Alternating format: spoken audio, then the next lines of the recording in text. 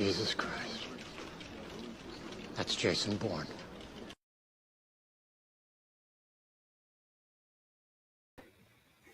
Hey up, how's it going? Good afternoon, good day, good evening. It's not good evening anywhere. Well, actually, yeah, maybe if you're in Australia or around that way, in Japan, it'd be in the evening or the early morning. Welcome, ladies and gentlemen, boys and girls, to Real Relevant Radio,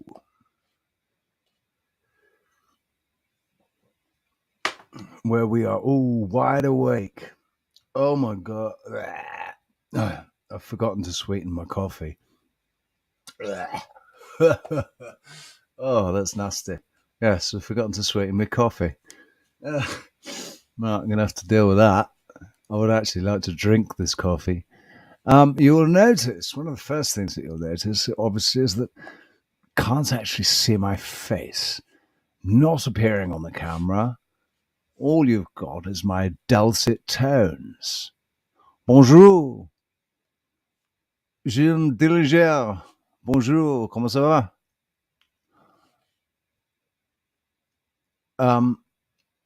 Yo, Coco. Ohio. Very cool. So, grand rising to you. Grand rising to you in Ohio. Shari Ives, good to see you. Just heated up maple syrup and honey and oat milk and poured it into my black tea. Black tea coffee mix. Hey, I've not heard of that before. Black tea and coffee mix. That's like I do coffee and chocolate. Like I had one of them earlier. I had a hot chocolate made with milk and a spoonful of instant coffee in it, which was very, very delicious. Right, let me just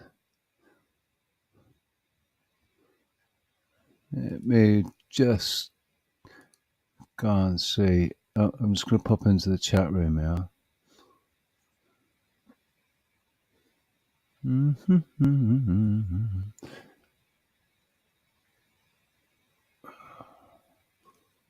Make sure I'm on the right. The Magic Tree House, the new channel.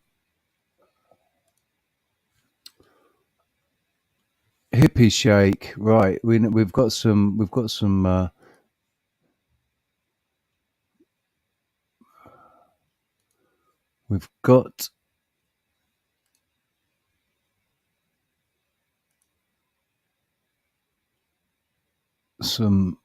hippie and Andrea, because it's a new channel, isn't it? That's why you don't have your wrenches, because it's not a new channel. It's just that me using the channel. I've started using the channel.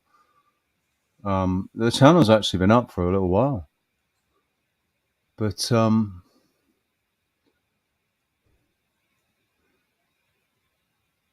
what's the other channel? The other channel was 007. My 007 channel, which has been deleted by YouTube because they didn't like the fact that I keep proving their narrative wrong. Whatever narrative it is that they come out with, I prove it wrong. And they don't like that. Right, let me just get some sweetener for me coffee. 1 second.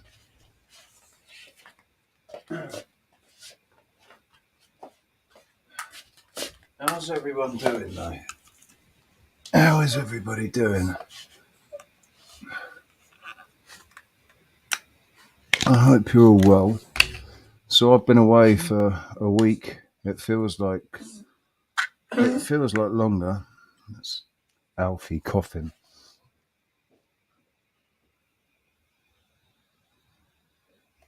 Yeah, it feels like I've been away longer than a week.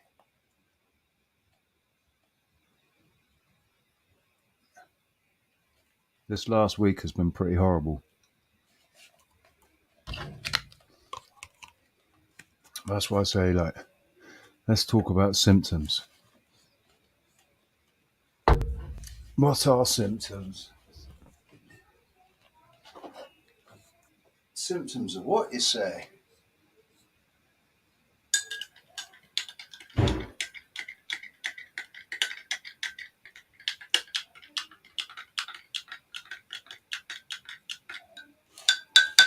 What's there?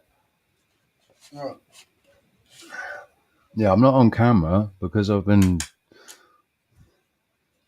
guess you could say I've been sick for the last week.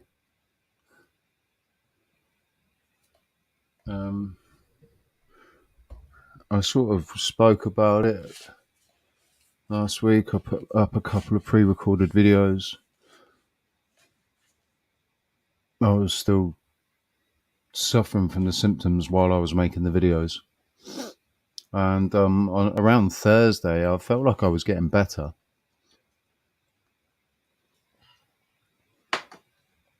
But, yeah, it turns out I wasn't. So I thought I was on the mend, and I ended up getting back into bed and not getting out of bed again until pretty much basically around this morning. That's just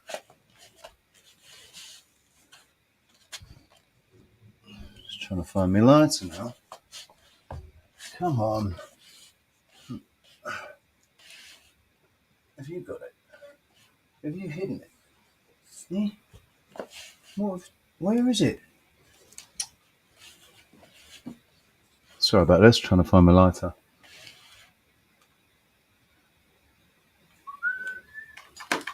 There it is, hidden by my coffee, of course. So,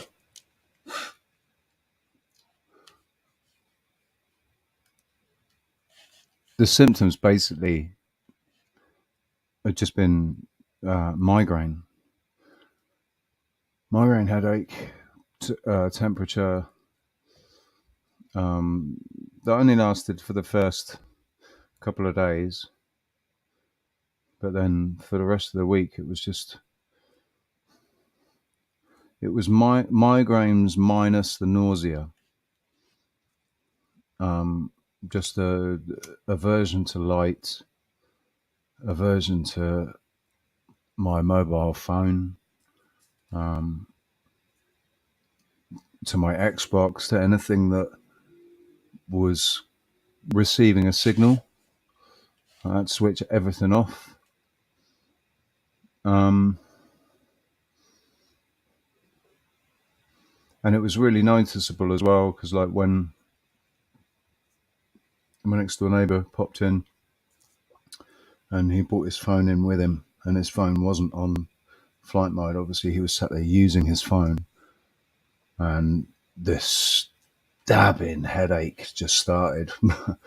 And it's weird, it's like since that lunar eclipse, it's like I've been really super sensitive to something.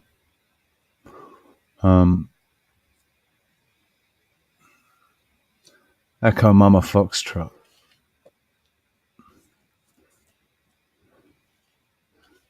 Jump in the chat room. So, Lion of Tartaria, good to see you, mate. How you doing, Morgan? Hippie Shake, great to see you. And Shari Ives and Andrea73 and Reverend Hull, great to see you. Jim Dillinger, bonjour. Yo, Monster Hunter, how you doing? Merry tidings. Joe Pessy's Fawcett, how you doing? Manny Silva, great to see you. Thank you for being here. I popped a link to the StreamYard into the Magic Treehouse just for the group, for anybody that any of the Goonies that wanted to pop on. But I think everybody's a bit busy and stuff. Rox said she'd try and pop on, but I think because she said it, things probably are going to transpire, so she's not able to. Because it seems to be every time, like when we want to do anything, yeah. If we announce it, if we speak it, then forget about it. Callum, how you doing? Robert Sanger, how you doing? Great to see you guys. So, I don't think I'm the only one that's been feeling like shit this last week. I think that well, maybe not everybody, but I think that there's a lot of people that are going to have been over this last week and since the lunar eclipse last week. A lot of people that are going to have been feeling symptoms. One of the symptoms was real bad lower back pain, and I put it down to being laid down for days. I just put it down to that, but it wasn't that. It was weird. It felt like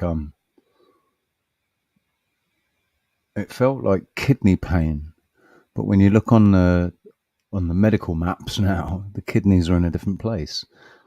So it felt like kidney pain where the kidneys used to be when we were all, back in the 80s, when the kidneys were behind, were lower than they are now, when they weren't up behind the rib cage. Back when kidney punches were a possible thing.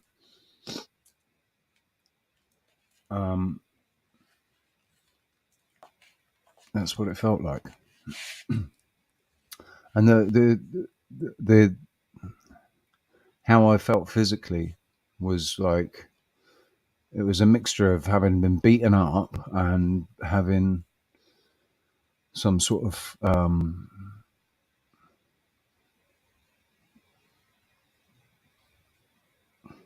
see, I want to say flu, but it's not. Like, for me, flu was always accompanied with phlegm. Flu always had phlegm with it for me. Like, there was always a serious congestion problem, sinuses, blocked sinuses, just huge quantities of phlegm and snot and, water in eyes and all that crap. That's what flu was for me. But this time there was no congestion at all. Didn't have a blocked nose. There wasn't congestion, but I developed a cough, and it started off a dry cough, and then it turned into a not so dry cough. But yeah, who else? Who else has been suffering from symptoms?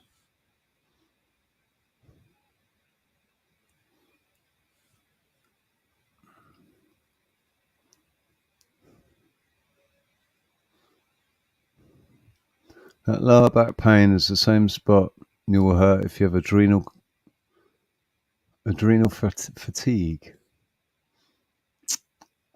Life hasn't been that exciting. I don't know if I've got adrenal fatigue. Then you have to live quite an exciting life to get adrenal fatigue. Sarah's been feeling shit all week as well.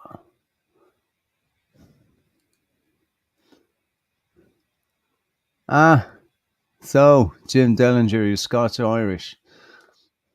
Scotch-Irish.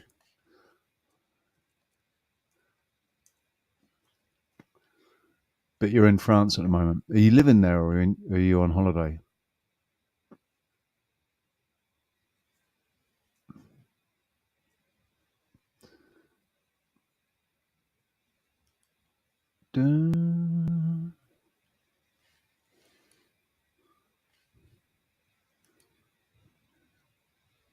So my brain, since feeling like this, my brain has not been working the same. It's not been. I've not been able to think as quickly. It's definitely my thinking has been affected.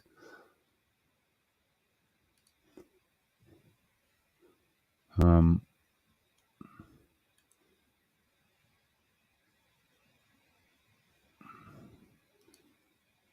I'm getting stuck. I'm getting mind blanks. My thinking just stops. I'm like, and I just can't seem to think anymore. It's actually making me feel a bit stupid.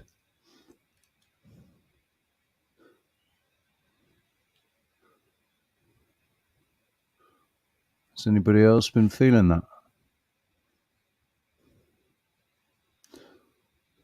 Right, my taste hasn't been taken, or my smell, but I've had a metallic taste. It's like I've been able to taste metal for the last week.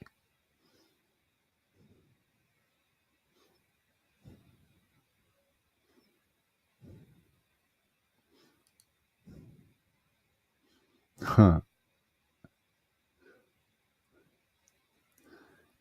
So I put all colds down to purging. Like whenever the phlegm and the snot cannot be stopped, it's because your body's purging. And alcohol, yeah. If you're purging the alcohol out of your system, drinking your waters. I take it you're talking about pee. Yeah, I've spoken to a few people about that.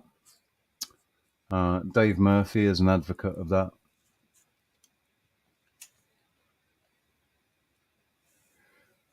There's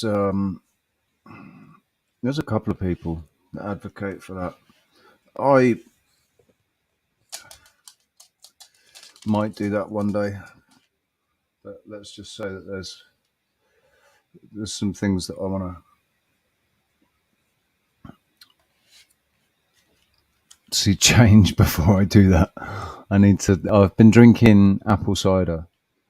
Well, not apple cider, apple vinegar. Sorry, I've been drinking apple vinegar for the last few days, um, and that seems to be having an effect. So, also lemon water. I bought some lemons to drink lemon water. Banana peel tea.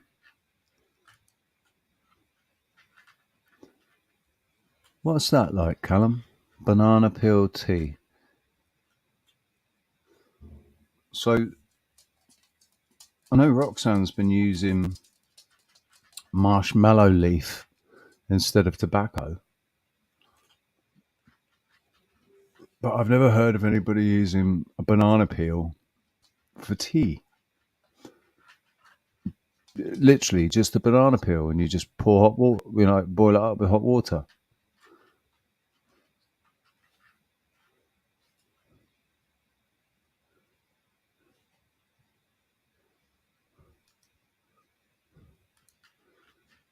Carrots and apples.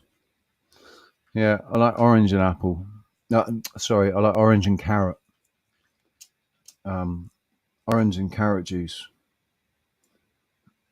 But I've not got really any way to juice carrots.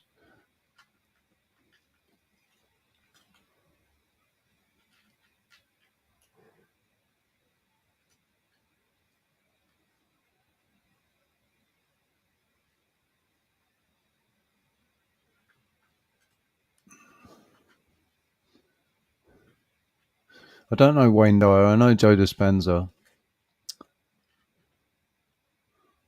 Um, and there's definitely something in your own perception of yourself So I've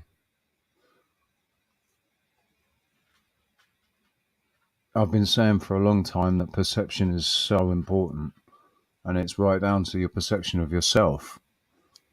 Like, there was a point last week where I said if I was a muggle,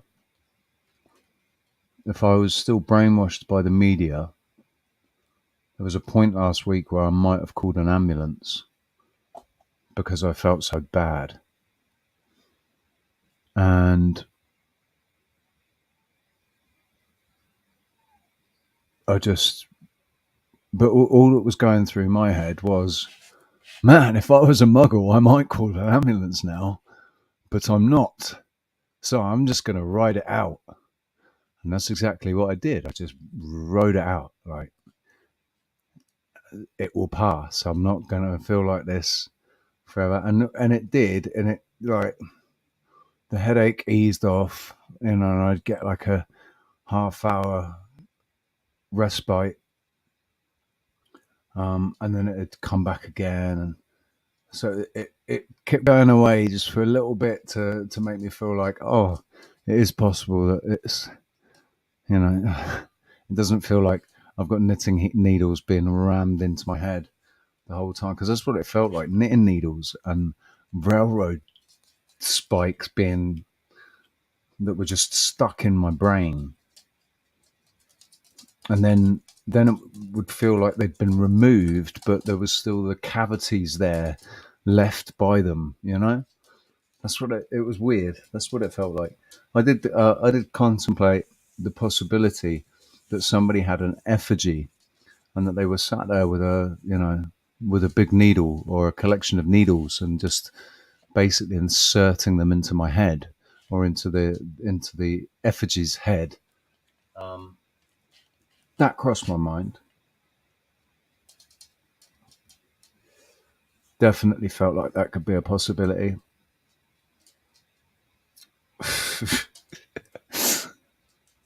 But yeah, it's all cool now. I actually feel, I don't feel normal. I feel completely wiped out. But I feel, yeah, I feel normal. I feel better. I feel better. That's the best thing. I feel better. Synthetic warrior. Synchronicity is amazing here. Describing me this last week. Yeah. I know. I felt like I'm not the only one feeling like this. Really pissed me off because I was on a roll with the fourth way, making the recordings, uploading them, but that's all been put on pause. I tried to record one last week, and I ended up having to stop halfway through because I was in bits. I had to lay down.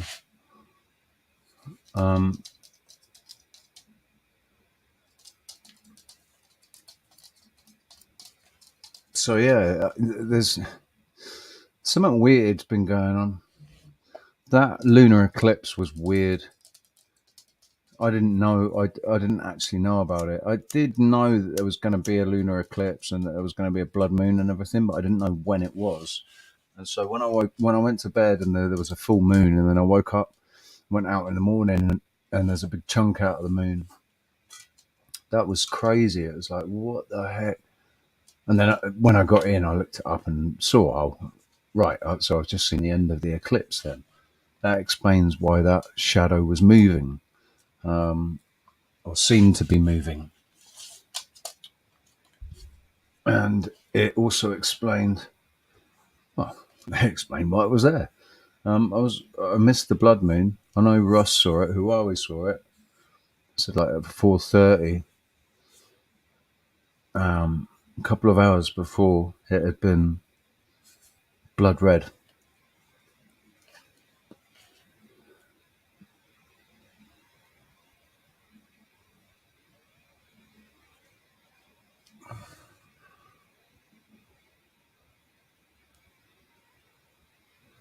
What room are you in, hippie?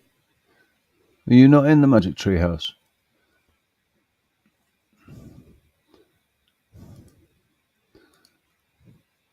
Banana peel will produce melatonin and serotonin endogenously. It's what the body naturally uses to detox the brain, decalcify the pineal, and it's good for autism. Ah, there we go. Sarah, yes. All right, sweetheart. Yeah, I'm up for a live, just not for being seen on the live. I don't look too good. But like we've already established, we've already decided this man was made for radio.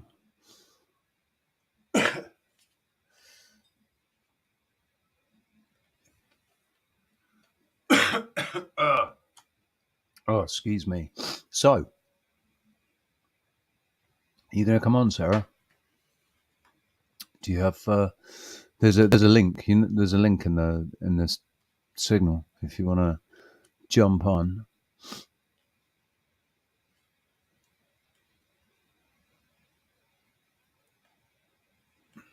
Mm-mm.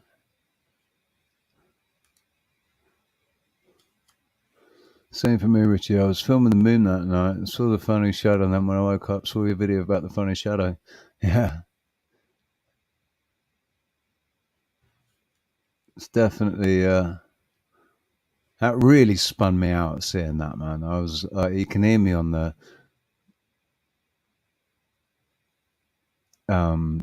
You can hear me on the video. What the fuck is that?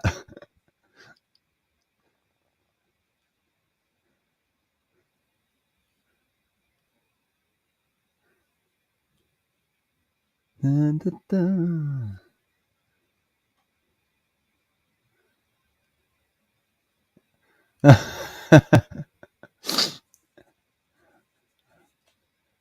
No, they don't. Nobody really wants to see my face.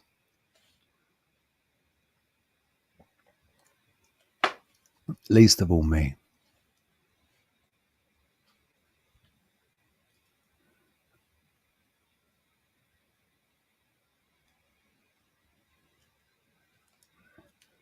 So, because banana skin, you're supposed to be able to,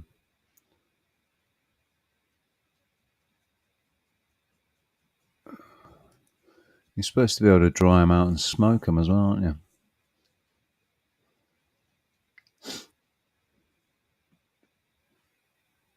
How do you make the tea, Callum?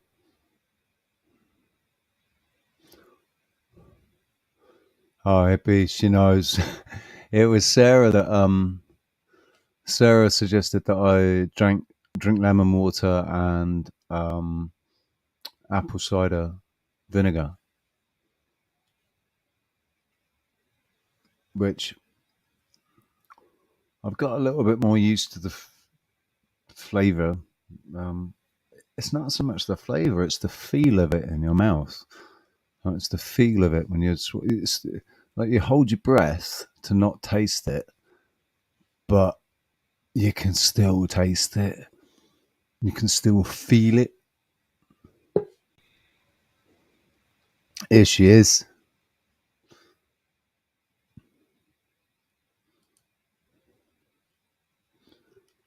Good Good afternoon. Grand day. rising. Grand Oh shoot, rising one to you. second. I'm having an issue. Say that again. Okay, I'm back. Sorry, I was having an issue. We're good. How you doing? Much better. Much better than I That is was. really good to hear. That's why I poked at you yesterday because I actually got a little worried because I didn't hear from you and I thought, oh no, are we like way worse again? And did Yeah, you? I got worse again. Sorry, go ahead. Yeah. Think, yeah, things got worse again. Like the headache. It was just a headache. It was the feeling of of sharp implements being inserted into my brain. Um, that just didn't go away, and I'd like it'd finally die off, and I'd get to sleep like on Saturday night and Sunday night, and I'd finally get to sleep, and then I'd wake up with it just pounding again, like waking up with a pounding headache. Just Yeah, oh, man. It's the worst. It sucks. it is the But worst. Yeah, I can't do but headaches very well myself. we've definitely established that I wasn't the only. I'm not the only one. I'm not the only one that's been feeling these shitty symptoms for this last week. There's other people in the chat room that have been feeling, you know, I forget who it was. If it was Joe Pesci's faucet, or I can't remember. So that basically it was a synchronicity, because they felt exactly what I've been describing. They've been feeling exactly the same thing, and lower back pain as well. And So remember, I told you I ended up having some discomfort with my lower back, and I thought it was partially, I think, related. Like it got exacerbated was the problem because I was sitting in a chair that was kind of falling apart. I had to, if you know that chair I'm usually sitting in when I do the show with you guys, it looks really nice, but it was cheaply made, I'm pretty sure. So it started falling apart in the seat. Anyway, and it compounded because then I was with my friend's kid and I was twirling her around and throwing her up in the air. But I've been working like real hard on my stretching, and that usually makes a huge difference with my lower back. And I noticed that it was, anyway, and I didn't necessarily get like full-on sickness symptoms, but I was really lethargic, which, I guess is is a sickness symptom, but I'm still coming out of it. Like yesterday, I told you I got a burst of energy. That was the first time I actually felt alert in the last like several days now. But I've been wanting to nap constantly and sleeping full nights, but just like taking like 3 hour naps. Yeah. That's basically what I've done the most over the last week is sleep, and a lot of it's been to sort of because it's been the only kind of relief from the headaches, but also just the overwhelming need to just lay down and close my eyes, and then suddenly it's 4 hours later.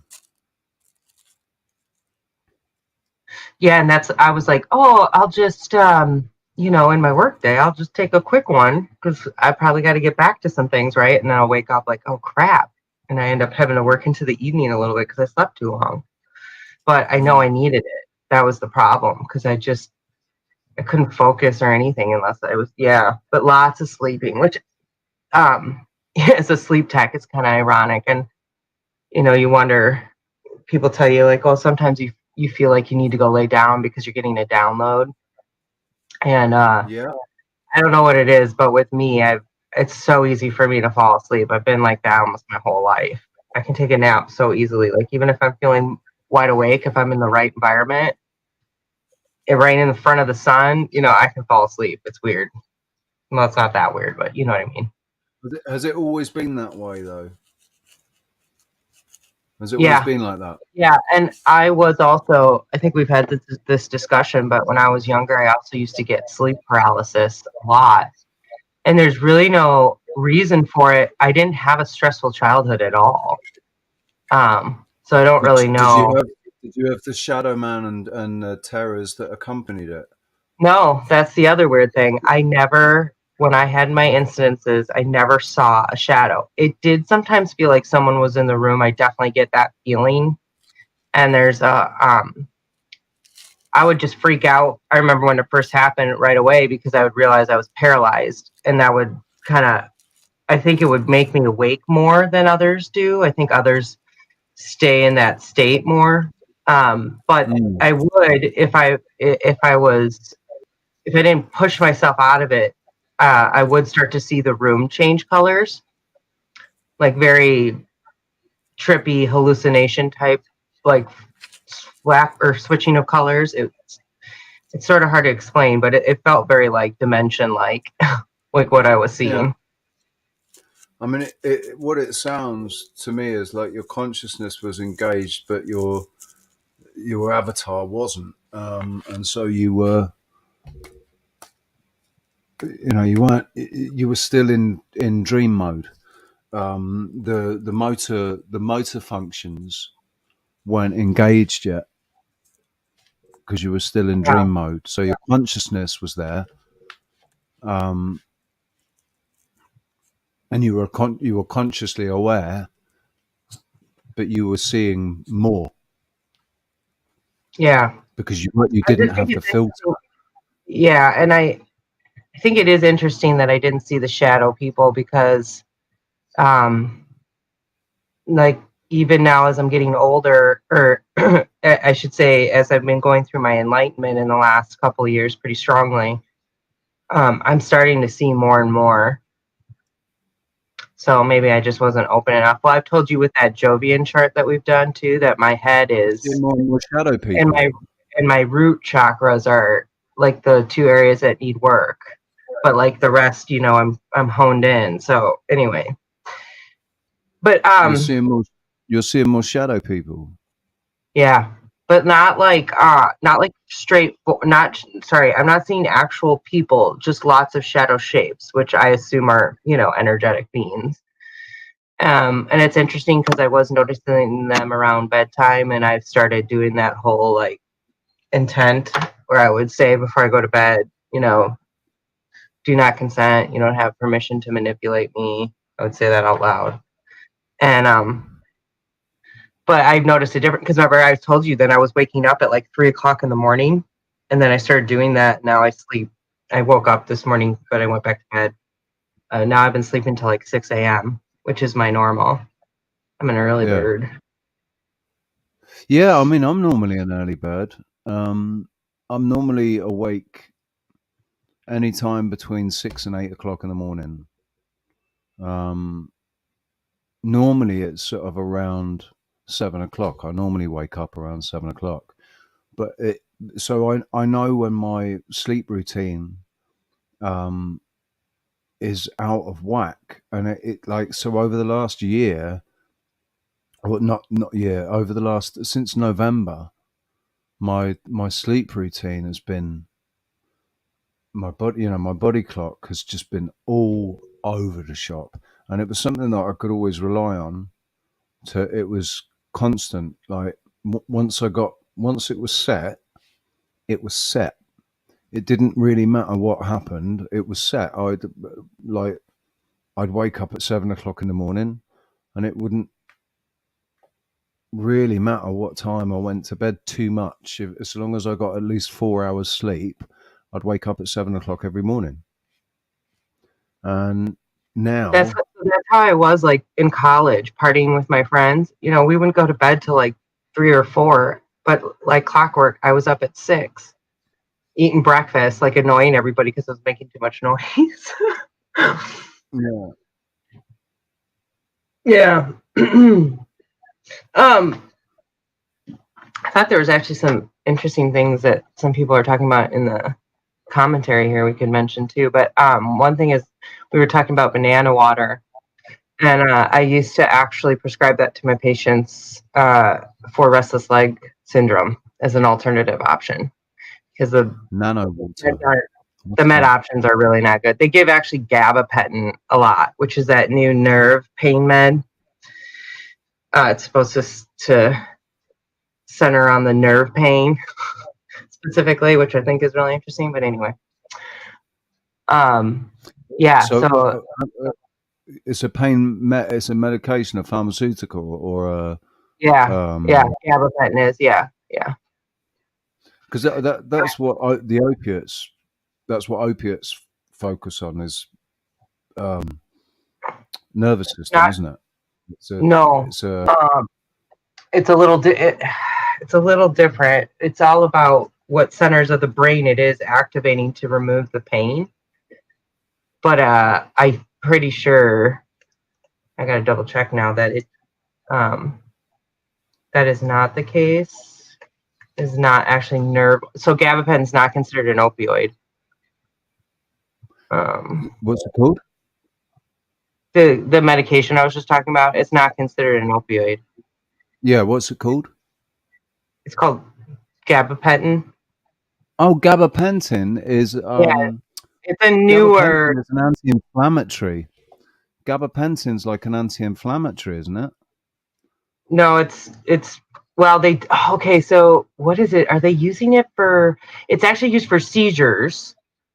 And if I remember correctly, now that I just said that, what's the med that they're using to help with depression? I don't. We don't need to get into all this, I to be I honest. had I mean, I'd be happy to go I'm down this sure road one day, but I was prescribed gabapentin long time ago. I was prescribed gabapentin. I'm sure because I know that I remember that name, gabapentin. I remember it's it. interesting only because I only know of it being in the States more recently. It's a newer drug. But it's centered for nervous It- system specifically because it's really it's they're not. trying to use it to prevent seizures, which it's I mean you may be partial seizures it's helping with, but Yeah, almost no it's not a meds new really. drug though. It might be new Okay. on the market in the US, but it's not Yeah, new. yeah, It's that's what been I was around a about long to time. say. We're realizing that when I talk to you, it's like, what? You've had that? Yeah, Yeah. but they do use it. They try to use it for like, oh, okay, so fibromyalgia, which from my experience often is just a combination of multiple issues in one, and so it manifests as that. But they're trying to use gabapentin to treat that. They gave it to Right. me to try to give to my dog, the one that's going to be 18, because to see if it would help. And I will say I did notice a little bit of a benefit, but not a lot. I actually took her off all the meds they try to have her on because they also had me. They wanted me to like just try all these meds with her, and also she needed antibiotics at the same The time because she had a the nasty best UTI. thing that you could give your dogs, Sarah, the best thing that you could give both your dogs, but particularly the 18-year-old, is RSO. And that's what I do. And that's what I was going to say is that I had been doing that for a while, but I realized now the problem was really her UTI was what was causing what I thought needed more, which I knew it needed to be attended to. Well, more or less. This is where sometimes I do think antibiotics are not a bad thing, but you really need to make sure you counteract it. And this vet, I think, wasn't right by loading her up on all these pain meds to try and also wanting her to try or be on the antibiotics at the same time. I ended up going and getting. I had already tried this, but I just needed to do a better job of how much I was giving her and the diligence of it. But I went and got her goat's milk, so I don't feel like the antibiotics initially were a bad thing. But I got her off all the other meds so that I could resolve her UTI, and then okay, maybe we can look at it again. But she does. She gets it. And the other thing too is I used to put it in her food, and now I'm actually gonna. I started giving it directly to the mouth, and I actually give her human grade because I've been doing it with her for so long, and I give it like full dose and that you can get, and it works. And I notice a big difference when she's not on it. Right. Notice the difference how?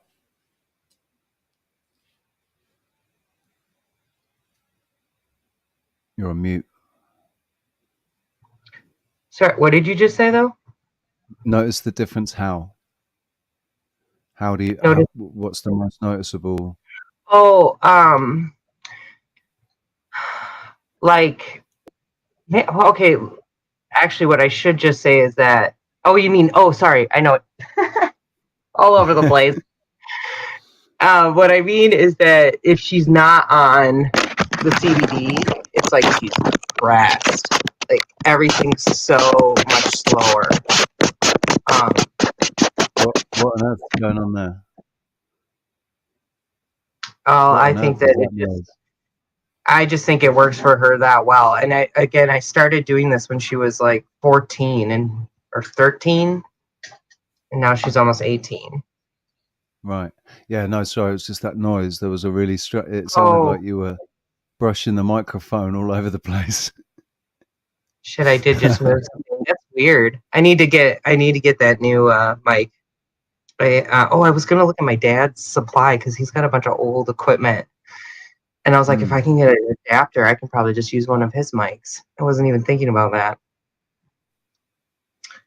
It depends what the connection is. Has he got like real proper mics with XLRs or XLR cables, or are they meant for the computer? Like I have to get. They're not meant for the computer because my dad used to have the old school reel-to-reel setup to record things. He used to make his mixes for our road trips, on tapes with that. But he's got adapters for the computer, I'm pretty sure, so I can use it that way. Yeah. One thing that I wanted to mention, Callum just said, with the antibiotics building up, the body can have a hard time getting rid of them. I'm not denying that, but I would say that I'm really under the belief, especially even with getting the vax, that you can eliminate this stuff from your body, that you can detox it out, even the crystals, and they might come out actually through your skin. I'm wondering how many people have had that experience. I think just by fasting, you give your body an opportunity to clean itself, like just fasting. I do too. And I think actually there's what I'm starting to wonder and wanting to learn more about is in the relation to our cycle. What we already understand, especially with the zodiac aspect and the moon phases. But I was listening to this group, Native American group, and they were talking about that there's a specific reason why you fast during the eclipses. And I want to look into it more so I can understand it more, because I've always told you I really resonate with their beliefs. But I think there's something to that. Like we're not, and it was like, and it also said, you don't have to be crazy about nothing at all, but you should be cutting out any of the stuff that we like to be, funky with. Certain sugars sometimes, sometimes you just want that treat. But yeah, I try to be good, but it's like my dad sometimes brings home, or my mom makes these cookies, these Ranger cookies, with like cranberries and toasted coconut. I've managed to stop most things, but there's certain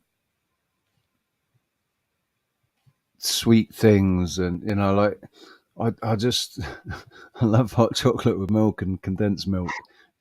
Sweet hot chocolate with condensed milk. I just bloody love it, man. I know. I'm not lactose intolerant, so why the fuck shouldn't I drink milk, man? My stomach says yes. Please give me more. Not, I don't I can do milk, really, actually no problem, but I do, it definitely makes me just more bloated is the thing. Regardless, I've actually gotten to the point now I don't like cow's milk. I don't really drink goat's milk either, but I don't like the flavor, like especially in my coffee. Oh, it grosses me out. It's weird. See, I still love it. I like an ice cold glass of milk. Is one of the best things ever. With Marmite on toast, right? Marmite on toast and an ice cold glass of milk. Jelly, right? What you just said, mar or something, is like a jelly, right? Marmite. It's yeast extract. It's Marmite. What? It's yeast extract. It's so in Australia they've got a Vegemite and Marmite. Yeah. And in the UK we've got Marmite and Bovril. And Bovril is traditionally made into a drink.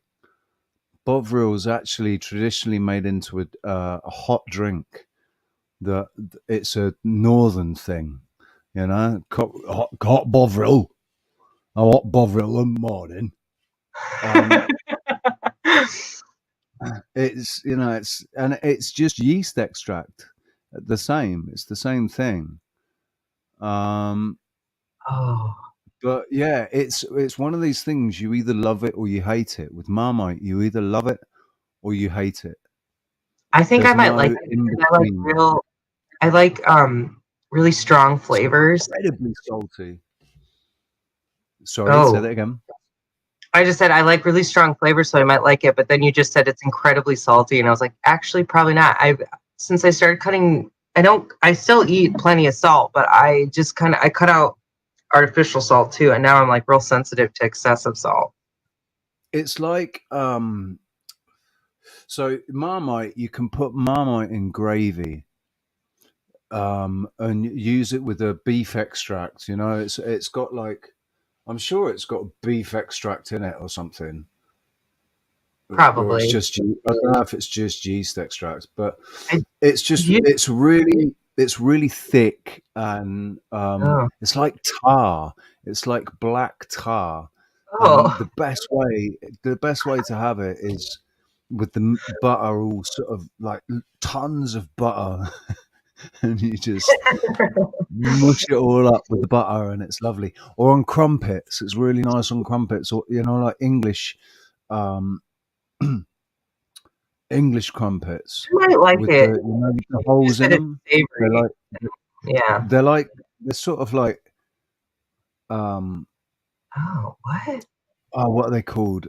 Dumplings. They're like toasted dumplings. These things, but yeah, I really like it with loads of melted butter, loads of Marmite, and then a bit of cheese and a bit of cucumber. Ooh, I would like It's that. amazing, There's some really good. absolutely Okay, amazing. so Collins just mentioned a couple. Maybe I should copy that. He mentioned that you can make your own chocolate with raw cocoa butter, raw honey, equal quantities. And Callum, he would do that if he had more money right now, because I would be all over him on that. But then he also said, I ferment my garlic in honey so it becomes really mellow like it is when you roast it for hours. That sounds amazing. What's that? The But is there any like ferment the onion garlic or garlic in that honey. smell like? The thing Yeah. with garlic, right? I watched a thing about garlic, and it was like a Native American or someone's, and basically we misuse garlic. Garlic is an extremely powerful Hmm. healing herb, and it should only be used for healing. And Well, it's to clean the blood and stuff, but we shouldn't be eating garlic all the time. well, that's interesting. Yeah. Yeah, I would probably agree with that. Well, I meant to mention too, Manny said that she gave to help her dog, she gave him some wormwood, and I immediately was going to be like, just a couple drops of that, right? Because that's Mm, another really potent herb that it can be very beneficial, but you're only, if you even use it, you're supposed to be very careful and use a very small amount. Like isn't it I interesting? yeah. Sorry, go on. Sorry, go I on. was just gonna. All I Um, was gonna say, finish with, is that I've gotten really into essential oils, and I have this. I have several books, but I keep reading over and over again. There's like dilution percentages that they give you. You know what I mean? So that you yeah. don't. Yeah. And I'm learning. Go ahead. So, Sorry. um, no, it's gone. Whatever it was, I was going to say is Yeah. gone. It'll come back. Was it about Marmite again? I'm sorry. And garlic, maybe the No, excessive use of herbs, or onion. I mentioned.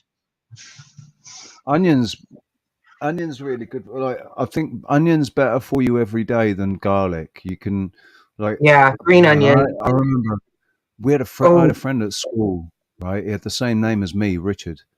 Um, but he was I have to try that. Yeah. he he was yeah. He was a lovely little kid, and he used to eat onions like they were apples. Oh yeah, yeah. I had a Like friend like. bite into it like it's a fucking apple. Yeah. And I'm sure he was probably healthier than any of us. He didn't look as clean, and he had bad dandruff, and his breath was.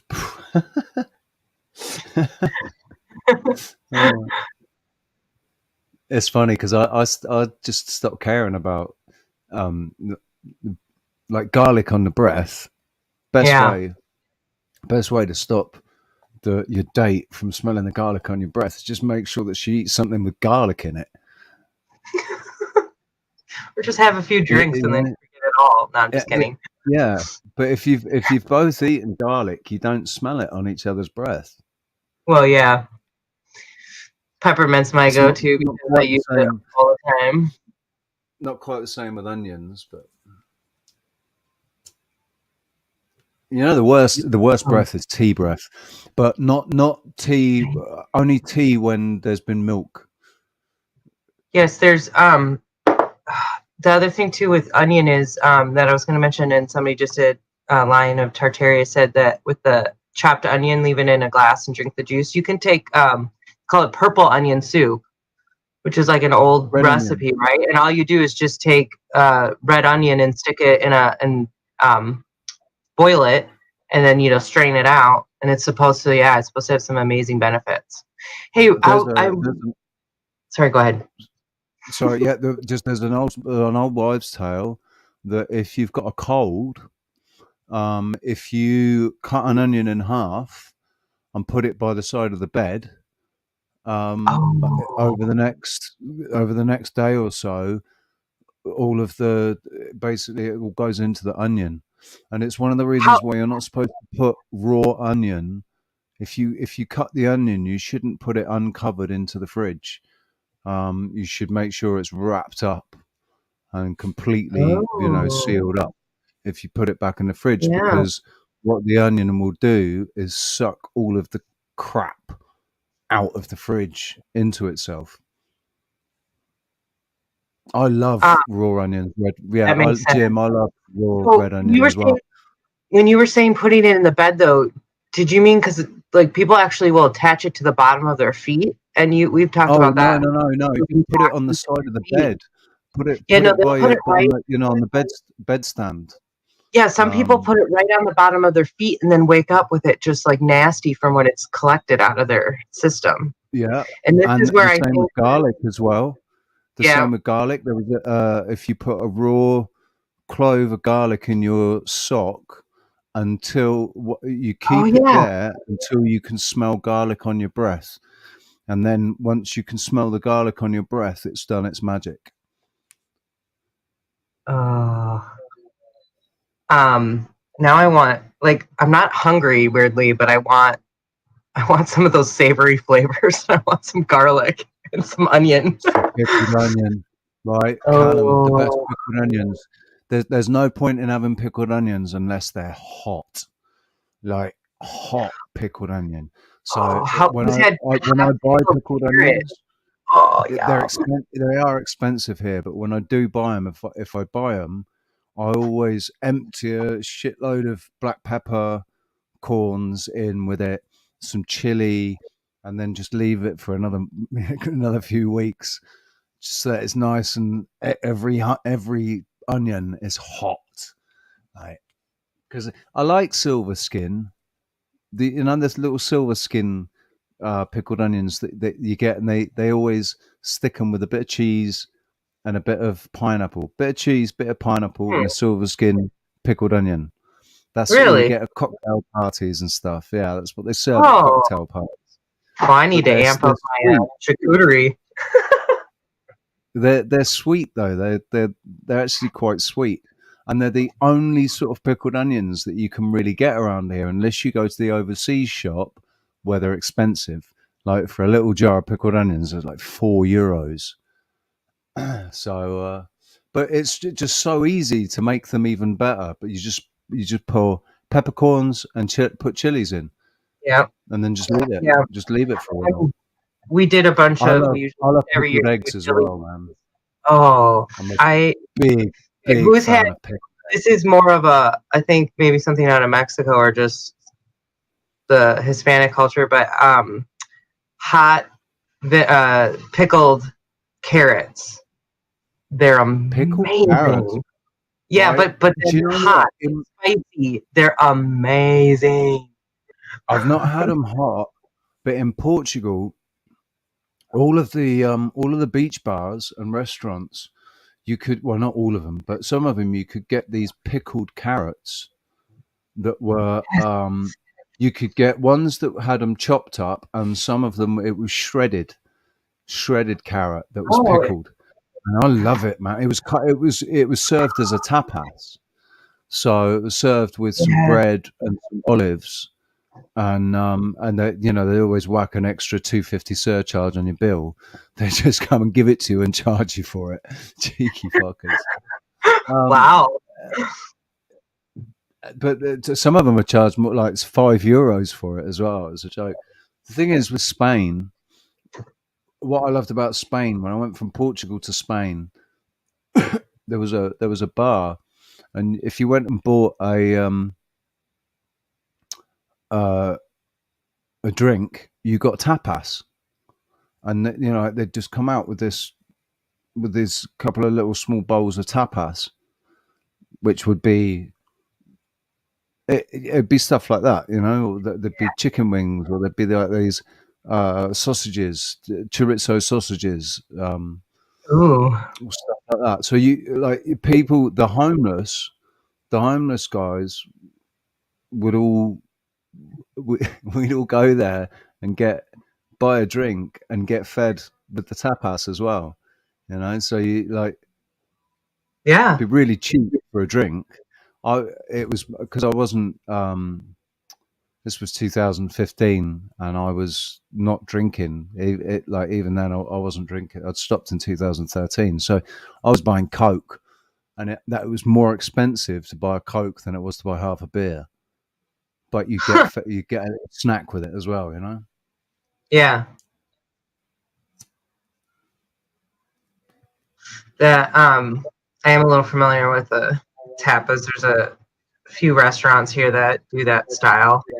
There's this, it's a Peruvian restaurant. Um, that's one of my favorite places. I haven't been there in years because I don't like downtown Portland. But yeah, that's how I done the tapas before. But anyway, that sounds like a sweet deal. There was Yeah, that was in place we used Malaga. to go to. There was a place we used to go to where the drinks were like $2 and they were really strong. And then the food was, um, really bad for you because most of the time here in the States, there's a lot of pub food. And that's one thing about Oregon is like there are some decent restaurants, but there's a lot of pub food. But anyway, you could get it for like dirt cheap, like, cheese sticks for like $1. Pub food So, being what? Being like burger and chips, chicken and chips, like anything fried, hot. anything that you can think of fried. Like not even burgers because that's like too nice. And we fry everything here. I mean, I'm from Wisconsin. They literally fry beer, like drinkable beer in like a weird fried, like out of beer container. It's gross as hell. But they fry Twinkies, they fry Oreos. I'm gonna throw up Yeah, talking about and they deep fry them, don't they? They deep fry them. What, in it. batter? Yeah, yeah, yep. Yep. And I, people, and pickles. It all started kind of with pickles. Everybody likes it around here, likes deep fried pickles. But then it just like blew up. And then, like okra too was another common thing. But it's like when you go, everything's fried. And sorry, it's the gross. because the You interesting don't get me thing wrong. is, You know what I love? Fish and chips. And in the UK, they do batter fry that, right? yeah, yeah. But That's the one what thing they've done is that I a lot of them have love. made this move, right? A lot of places stopped doing normal batter, and they started serving their stuff in beer batter, which was more like a tempura. Yep. The beer batter That's is what more we have like a here. tempura. Yeah. So Because when you think about it, the Japanese have been doing it for fucking like hundreds of years with their tempura. So they still do beer battered here, but they can do it with like the really thick, where it's just over the top. But I have had like more places are switching to the lighter breading, the tempura, like you're talking about, and it sits like you can tell night and day difference on how it sits in your gut. But I will say that's like if I'm going to be naughty, that's my go-to. Whenever we go to a restaurant, people immediately be like, "So you're getting the fish and chips, right?" I'm like, "No, I do eat a little better now, but thanks."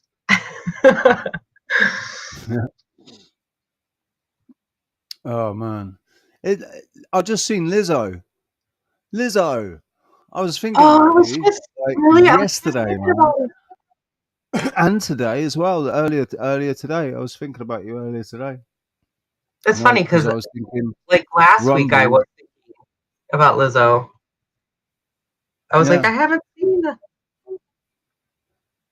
Sorry. it's because Rumble. I don't think we can stream live on Rumble at the moment because we've not paid. I don't think. But because I was thinking about that. I was thinking about all the things that I want to say today, and I can't. It's okay. I'm on my I think you're still I'm like on my coming first back warning. from it. Yeah. That was crazy, man, what happened. It was like this back and forth. And I can't even imagine dealing with the headaches. I don't do well. When it goes to my head, if I get a head cold, it like then I act like a baby about being sick. Cause it's just like if I can't concentrate at all, I hate it. It's sort of like the reason why I've never done really hard drugs, even though I want to do ayahuasca and DMT because when I was younger, like doing acid, I never wanted to do it that much because that feeling of totally losing control. Like I really like to get a little messed up, but I don't want to lose total control, if that makes sense. That's one of the things that stopped me from getting drunk. That's one of the reasons I stopped getting drunk because of the way That's I fun. lost control of my like it's like I lost control of my free will. Like I did things that I knew I shouldn't do. I knew I shouldn't do them, and I just did them because I was drunk. You know, like fuck it. I'm pissed. Fuck it. You know, this. Yeah. And then it's like unproductive. You end up either like angry. I used to go into bars, and this is when so this was like circa 2000. It would have been it would have been 2004 whenever Obama. This is like I didn't it wasn't until he was in office that I fully woke up, if that makes sense. I was still very much pushing an agenda. But I get drunk and Yeah. start yelling at people about politics in the bar. Like it was really stupid, really stupid.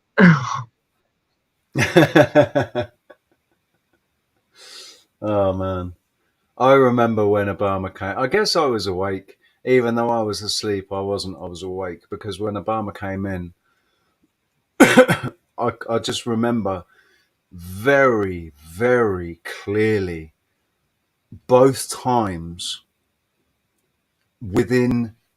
In one case, it was within hours of making a promise, he broke it. And like in one case, it was like the same day he made the promise in the morning and he broke it in the afternoon. And every single campaign promise that he made, I watched him break just systematically, one Yeah, after the other. Every single one, and everybody seemed to still be lapping him up. As far as the media was concerned, they were still lapping him up. And I was like, yep, can nobody sit? What? I'm sorry, but he's like blatantly breaking all of his campaign promises, and none of you are saying yeah, anything.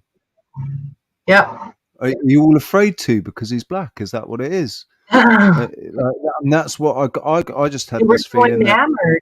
they were so enamored by his color. I mean, he literally won a Peace Prize award for not doing anything, for talking about doing something.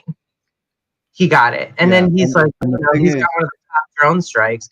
I have that great. This is what, remember I showed you my Twitter page that I haven't touched since 2017. I have that great, like, one of the first images is just like the bombs just keep dropping. It doesn't matter who you put in there. The war keeps going on, and the bombs keep dropping. Yeah. This is how I know everybody's all connected. I want to believe that there's, some good out there. I do, but I do think that a lot, even this narrative we're being played is, That was even evident, even though Trump wasn't part and isn't, or maybe he is, but it's mainly the uranium one thing that ties him. But optically, Trump isn't part of their gang. Let's also talk he got about, in, but he still didn't fully fulfill his promises, and he still went actually back on some of the things that he said. I just got the impression it was like, yeah, you thought you were going to do that, but when you walked into the White House, somebody came up and gave you a file and basically it said, yeah, you can't do this and you can't do that, and you're never going to be able to do it. It doesn't matter. It doesn't matter what you want. Doesn't matter what you think. This is how things are done.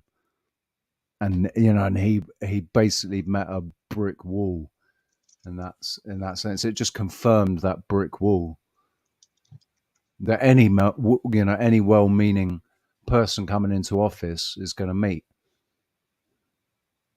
I guess, like, what I was going to get at with everybody being connected is that, I mean, these guys keep doing deals and keep taking money from the same corporations that are doing the same bullshit. That's why I don't trust anybody that is that wealthy, because that money comes from somewhere. It's the same thing with, like, Elon right now, and, like, the fact that he's got child slave labor in China just to get his rare earth minerals for his, amazing invention. So I've come to the conclusion with Elon, right, that I don't trust him. I think he's a Loki type character. He's playing both sides. He's playing one off against the other, and I think he's actually in position. He doesn't have half the power that people think he does. This power that he has is his influence over the stock exchange, his influence over digital currency more than anything, and obviously right now his influence over stock price of Twitter. But other than that, right? So I thought I jumped to some conclusions about Tesla. I thought that all he was the money, right? But so he might still only be the money, but I mean, he calls himself an engineer, and I didn't realize that he was there with Tesla pretty much from the beginning. Like, when he joined Tesla, they weren't even really a company. They didn't have a product. They certainly didn't have any of the manufacturing arms set up or anything. And everything that Tesla has become, it's become since he's been there, since he joined, and obviously he inserted his money. Why are we trying to go to Mars if it doesn't even? Right. I mean, this is the thing that, right. So I think personally, Mars is a place. It's just not what we are telling it. What our programming tells us Mars is. That's not what Mars is. That's what I think. I think Mars. So you think Elon's trying to get us out there to save us or something? Like, I don't know. I guess I just don't get it. I mean, what I really don't get is the whole brain thing. So there's transhumanism side of him. That's what I don't trust. That's what I'm not on board with it. I don't trust it. I wonder how much Tesla. Sorry, Musk actually knows. I wonder how much he knows is true. Like he must know that this Earth is not a globe. Um, Yeah, he knows he the is energy sending rockets, but too. is he sending rockets though? That's the thing. Is he Yeah, I don't really? Yeah. Because all I've ever seen is footage. That's all I've never actually seen a Tesla rocket go up in the air, and I don't know anybody that's ever gone and watched the Tesla rocket go up in the air. Do you know. know Isn't anybody one that's actually gone and yeah, watched it? yes, I We've do. all we know people that have seen it. We've seen, and that there's those weird things, those weird anomalies that happened that were Tesla rockets, and they said, oh yeah, it was all part of it's like this new fuel or whatever it is that they're using. Um, but you know people that have actually gone to the launch site and watched the I'm not launch. I'm not closely connected to them, but yeah, I know somebody who had it filmed the explosion, the SpaceX explosion actually. Like Oh, when it their blew up on the when is that the one that blew up with the Facebook yeah. with the Facebook Yeah. satellite on it? Yeah, Richie, Because just one second. Right back. yeah, go on, no worries, no worries. I didn't realize that. I didn't. That was something I learned the other day as well. Was that when that Tesla rocket exploded, it actually had the Facebook satellite on it, and that blew up with it. That was completely destroyed with it. Um, so there's this animosity between Musk and Zuckerberg, and I don't think Musk likes Zuckerberg at all. And he certainly doesn't think that he knows anything about AI. He went for a private dinner with him around his house. Zuckerberg invited him over to talk to him about it, and he came away saying that Zuckerberg doesn't know anything about AI. But Well, how do you feel about him knowingly allowing the child slave labor with making his products? I'm just trying to figure out what the end goal is. is I don't that see it. substantiated? Is that substantiated? Well, good point, but then I think that also we need to start talking about what's substantiated as far as all the slave labor or sex trafficking, child trafficking that's happening. Because like, what is real and what's not? I mean, Yeah. we know the stories of the blood diamonds. We know this exists. We know over the year, like, well, I don't know. I guess I can't say it because I don't know anybody directly who had a life like this. But just they even was it who was I just watching and they just did a thing on chimney sweepers and there was like a lot of kids that were dying. They were getting choked out by the soot as they were doing it and ending up with like cancer.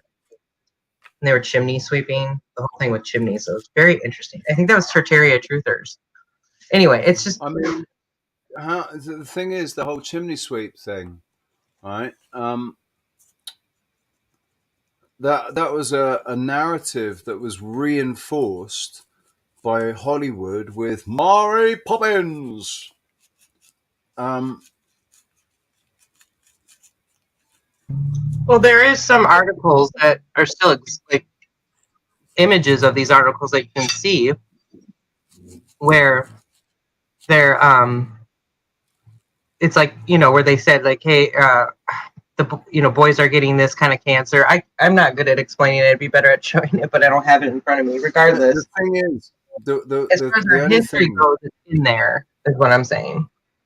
that see, what the word that really pops out to me though is articles. The articles that we see, the Yeah, articles that we're shown. yeah, But what we're seeing right now in real time is that the journalism, mainstream media, mainstream publications, even not mainstream, even stuff that's not mainstream, that it's so much of it has been proven to be pure propaganda based, financed by, Very it's true. false narratives financed by special interest groups and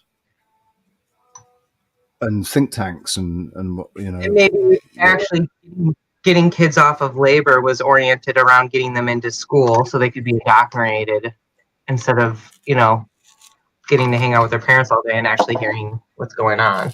and learning practical skills. So going Yeah. into school and taught spellcraft and ridiculous things that they will never use in life. Like, it's. I remember when I got out of prison, right? The only job that I could get, that was remotely related to woodwork was, as a picture framer, and I remember I loved the job, man. But one of the aspects of the job was the maths that you use when you're picture framing is fractions. You do everything in fractions, and I was like, wow, I never thought that I would ever have a use for fractions. But here we are, like, as a picture framer, there is a use for fractions. But how many other people use fractions in their day to day life? The They do have so to use God, it a little bit with medicine, but like different math too, like more algebra. But specialized subjects use algebra. So it would make sense that if you're going to go into a specialized subject that you'd have to learn algebra. But teaching it was, everybody algebra, it's not like there's not really much point for anybody to learn much more than adding and subtracting and basic multiplication, is there really? Um, Certainly, as far as the controllers are concerned.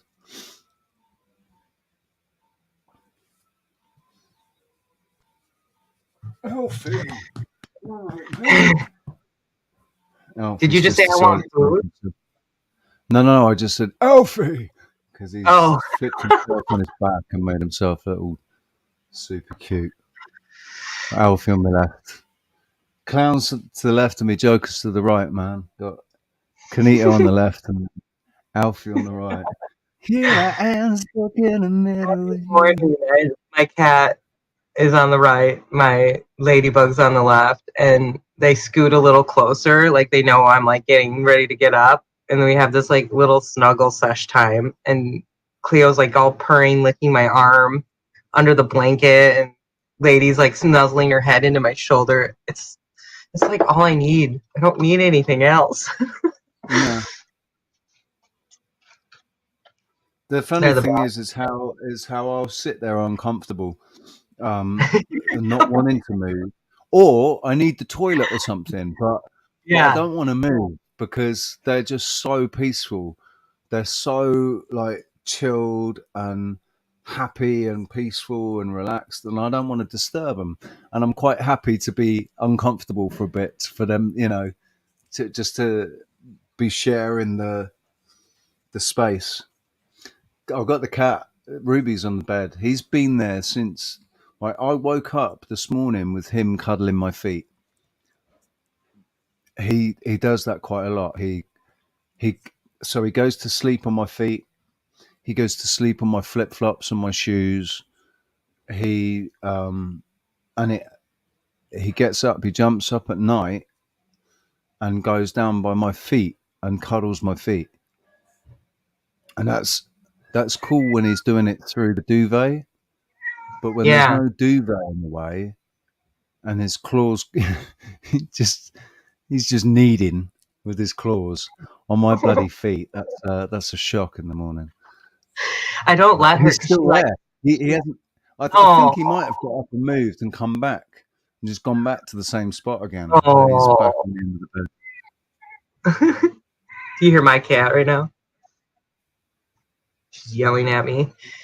I don't Yeah, let her down on my feet because I almost always end up kicking her off, and I hate doing that. And then she does that, like you said, like like Ruby does. She does that thing where she'll just randomly start spazzing out and start attacking my feet and my leg, and just start doing like zooming. It's like 3 o'clock in the morning. I'm like, what is your deal? I have to get her to calm down and then come back to bed. It's when their But yeah, ears go I back, shoo her from their my feet. pupils dilate, their ears go back, and they look at you like they're from hell or something like that.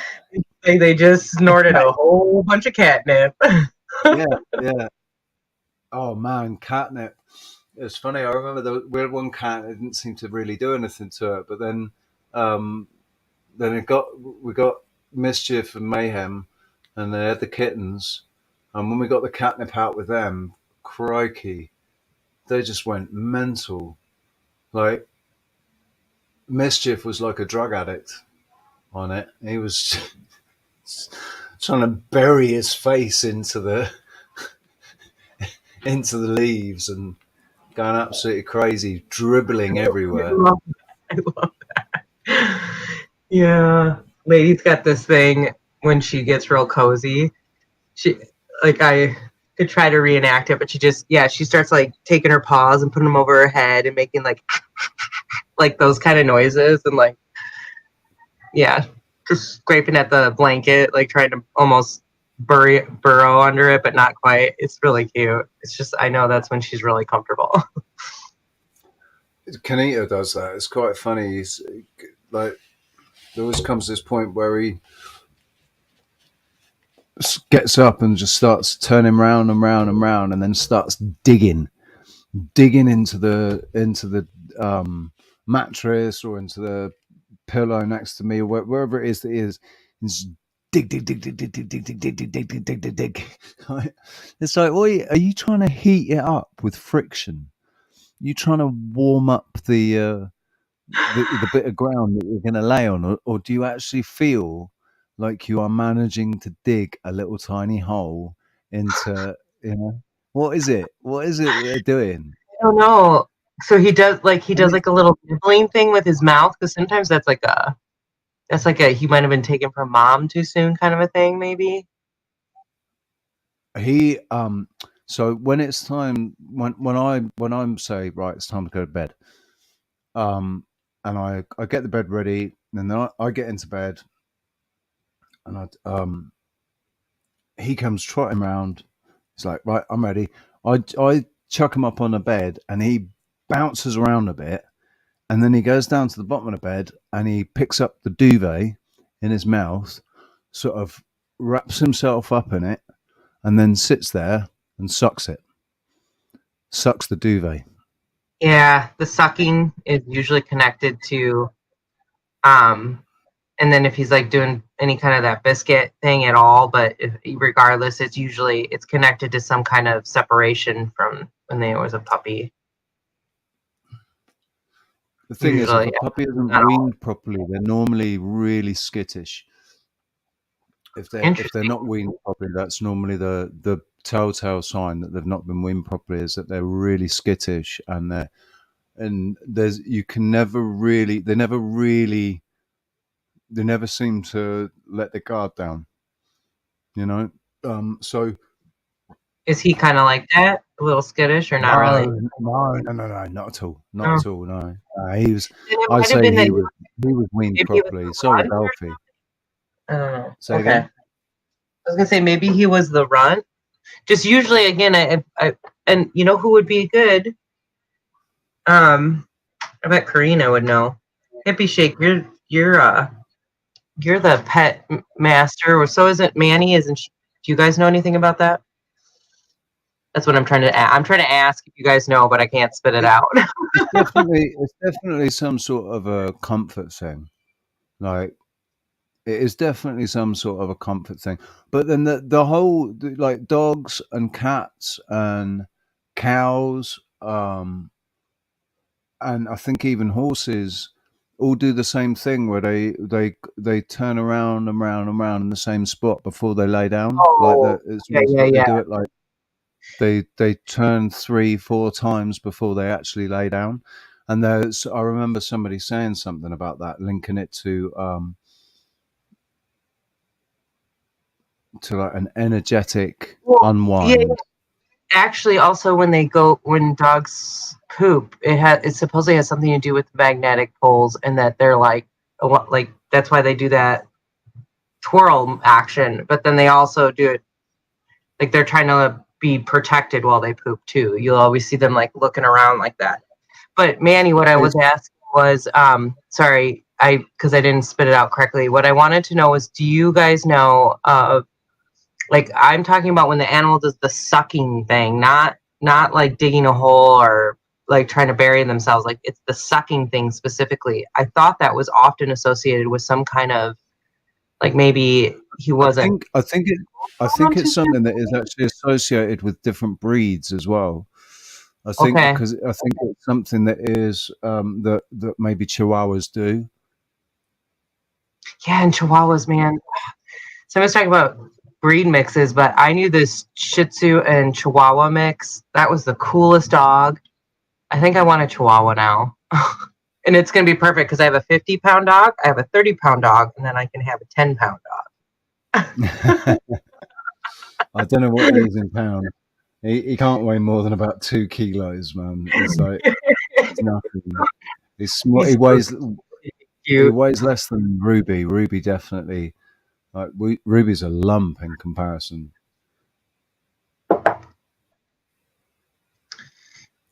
I reckon Ruby probably weighs close to what Alfie weighs, man. He seems to weigh a ton. Alfie's got to be like 20, 25 pounds. No, I don't know, but pounds. He's like 12 kilos.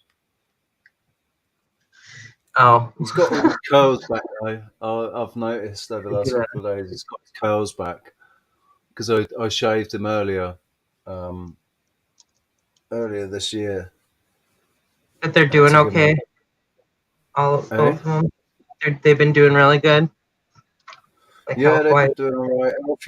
Alfie had a bad tummy for a day. He was vomiting and he had the runs. Don't really know why. I don't know what it is that he ate. But yeah, he seems all right now. It could have been something on the ground that happened to him. Yeah, he has a tendency of eating things off the ground, and he knows he's not allowed to as well. Because as soon as I see that he's picked something up off the ground, I go, "Oi, what's that?" And he sort of stops and just lets it drop out of his mouth. Nothing. I wasn't eating nothing. And he picks things up. He's sneaky. He picks things up and doesn't start chewing them yet. He'll just carry it in his mouth. And if he starts to drop back and walk behind me, it's because he's got something in his mouth and he wants to try like chew it without me seeing. So he drops that and I, what have you got there? And he goes, and drops it like nothing. He is good though because he drops it straight away. I don't like. No, a couple of times I've had to open his mouth up and actually because he's like nearly bloody swallowed it. I just don't like him picking up stuff off the ground because. Oh, me either. And weirdly, my dog lately has been finding like animal bones, and like all out of nowhere, I'll hear her crunch, and I'm like, "What the?" And I have to run over and pull it out of her mouth. But then there's these. I walk around that school, and every once in a while, one of the kids drops like some random piece of food. There was like a really old piece of like deli meat or something she almost ate. Like, damn it! But I love walking in that area, so I'm like, I just got to pay better attention. It's kebabs, chicken wings, stuff like that left here. But the thing is, there's also there's one or two pretty nasty people that don't like it's the cats that piss them off the most. Not so much the dogs, it's the cats. But so they put poison down for the cats, and the dogs have been known to like there's been more than one poisoning around here, and one of the cats was dead. Like the Siamese was dead at the end of the oh yeah. Ugh. Callum just said that his dog brought in a kangaroo leg once. That's hilarious because my dog brought a frozen rabbit leg, which it was a big rabbit, but I can't imagine what that was like. Was it a huge leg or a small one? Yeah, I mean, they're not small. Kangaroos are not small. It's like clearly he dragged it in. Possums, like, He's still a possums are puppy, isn't small in he? comparison, aren't they? But fucking But hell. yeah, And no. have you seen those kangaroos that look like they've been on the steroids? Yes. Oh my God, those are crazy. I've never seen one in real life like that. I don't think No, they but have at the zoo. You know what I mean? I mean, they're insane. Some of those. I've seen one. It just looked like it could bench press 150 kilos, man. It was. What predators? What predators do kangaroos have in Australia? Just dingoes? I don't think they have predators as such today. Um, And I was gonna say, the like, they could probably easily fight off a. That's why I'm curious, but I mean, they got it. They die at some point. Anyway, a yeah, fucking when I a kangaroo could kick a lion to death, but lions yeah, aren't native, are they? So, um, they don't the have most predators, right? I'd imagine that probably their biggest threat would be from alligators or crocodiles. I would imagine. Oh, I didn't even think about that. They had that there. Stuff. But then Yeah, not probably not. yeah, they do. Crocodile Dundee. Come on, Crocodile Dundee. And it's gonna be though mostly their Cars. babies. Yeah, there Like you go. it's Look, all cars are the biggest predator. yeah. Because at Cars. the end of the day, Yeah. they're just big fucking rabbits, aren't they? Well, that's like here, They've like got elk, like their babies sometimes do get eaten by bear and cougar, but yeah, there are actually bears it's and cars that are wolves, the biggest issue. Yeah, and deer, same wild thing. Yeah, dogs. Yeah, they're probably it's when they're young they're at the most risk. yeah.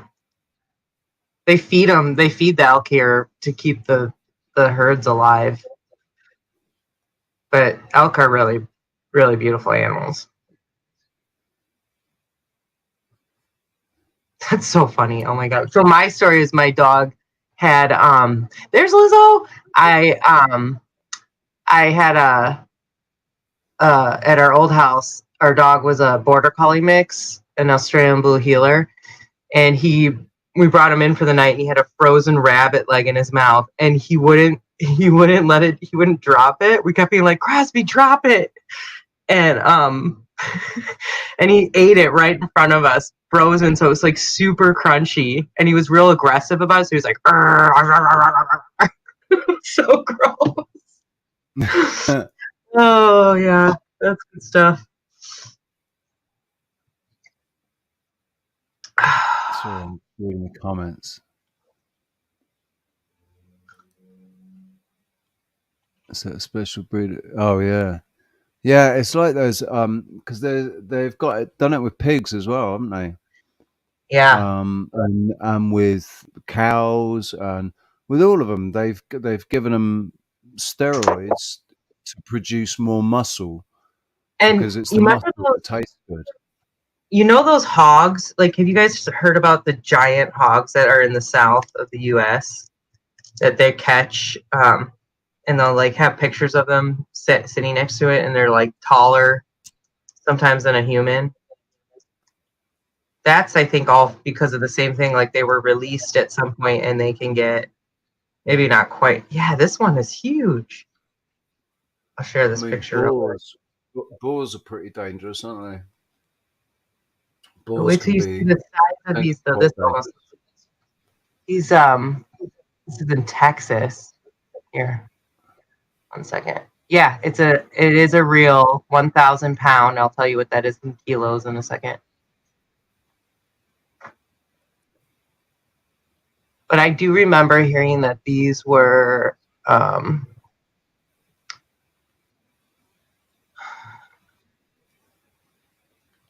the best picture, but it just gives you an idea how huge they are. Do you see that, Richie? Hang on. Raw. Now I'll go back to the search so you can see like how some of them aren't quite that big. But look at that. And this all, I guess, started because somebody let these out domestically. Wait, is that fake? Doesn't that look fake? This guy's like head is popping back. I'll be honest with you, right? I'll be totally honest with you. It smells fake to me. It smells.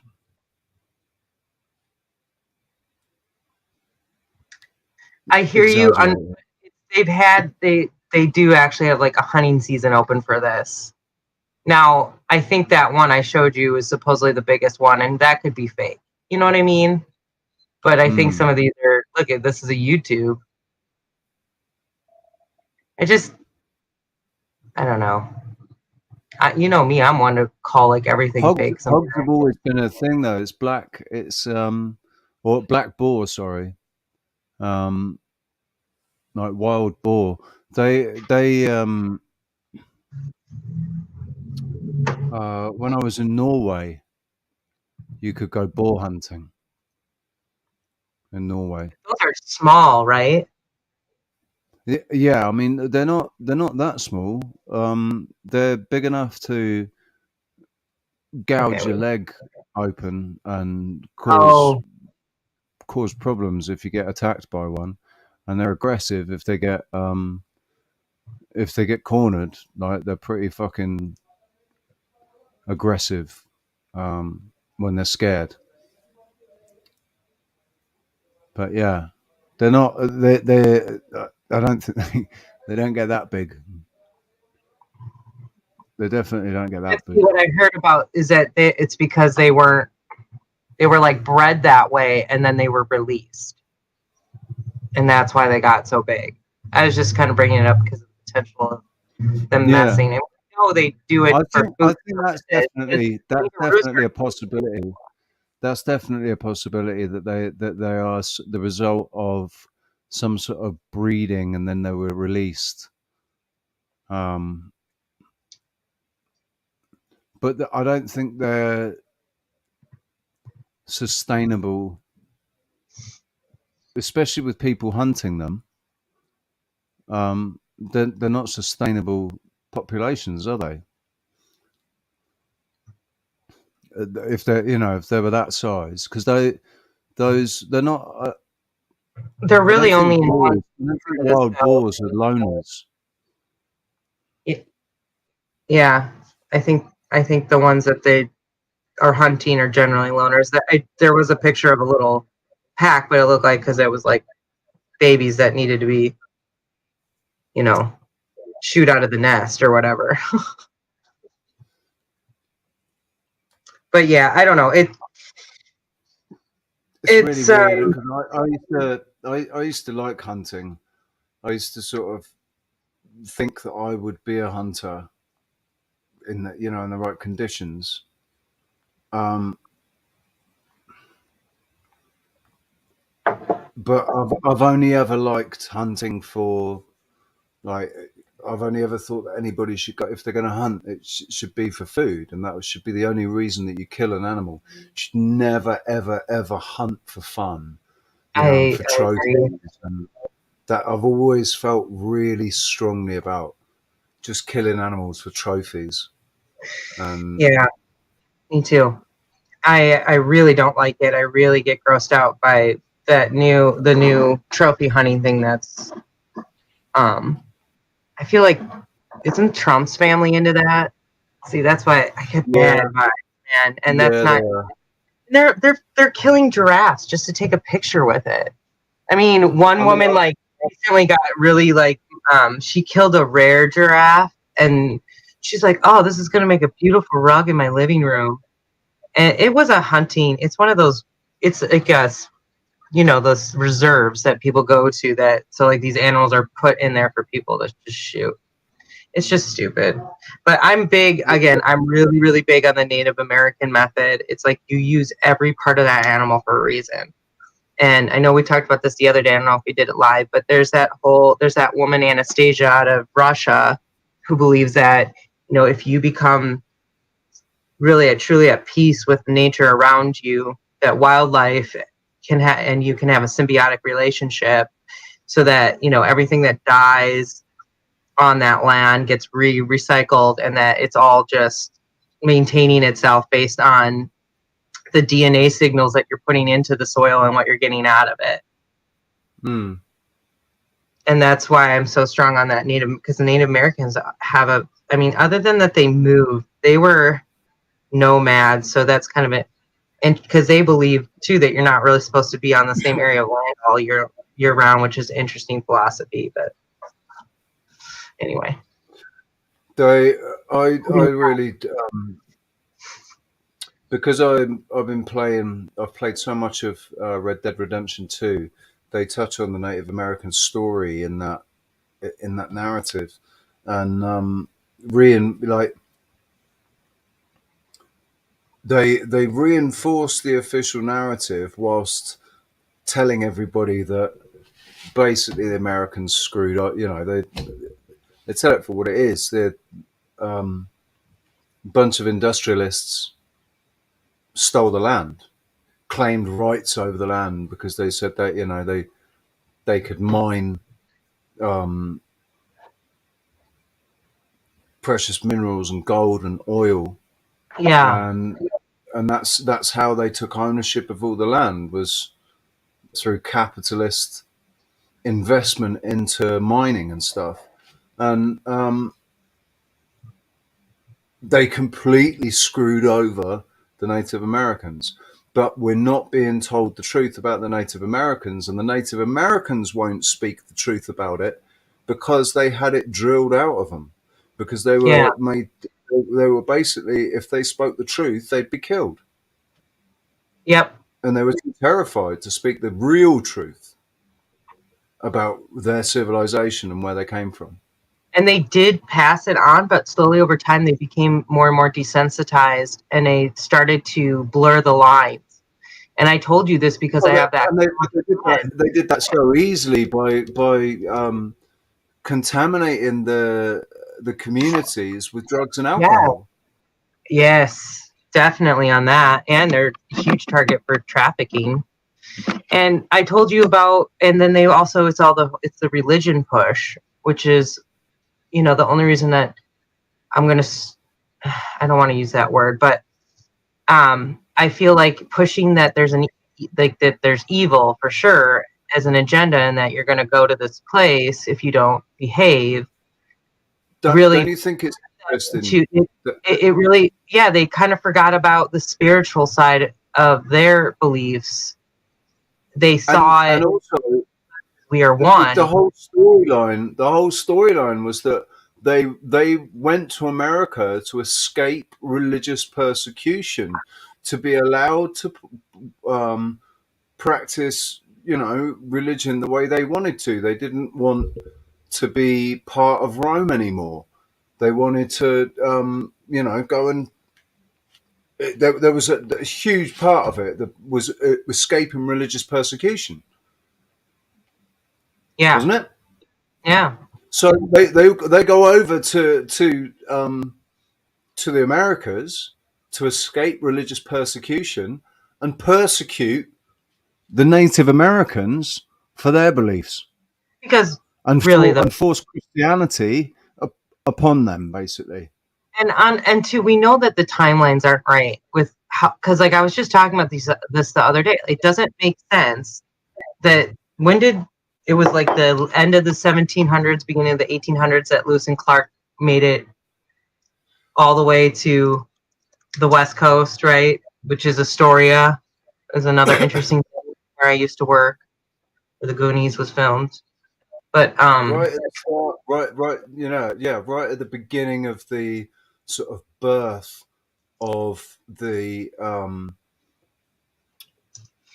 the time frame, the new United States that they were trying to establish, like after 1776, there's the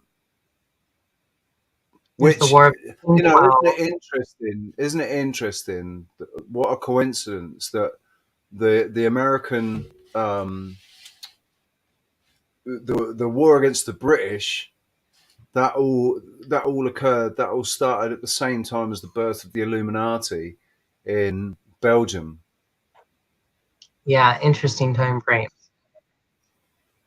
They're saying they wiped out the majority of the Native Americans by 1850. That was the Trail of the Tears. The majority, and they were basically decimating what was left as well, because in Yeah. the timeline for Red Dead Redemption is 1899. So then somewhere around and then somewhere around this Wild West movement, all of a sudden all these Chinese immigrants get shipped in and start building all these cities all across the West. You're talking Colorado, Washington, like, you know what I mean, these major cities in California, and we're saying that happened in pretty much 50 years with Chinese immigrants. I don't know. It's very interesting. I don't believe the timeline.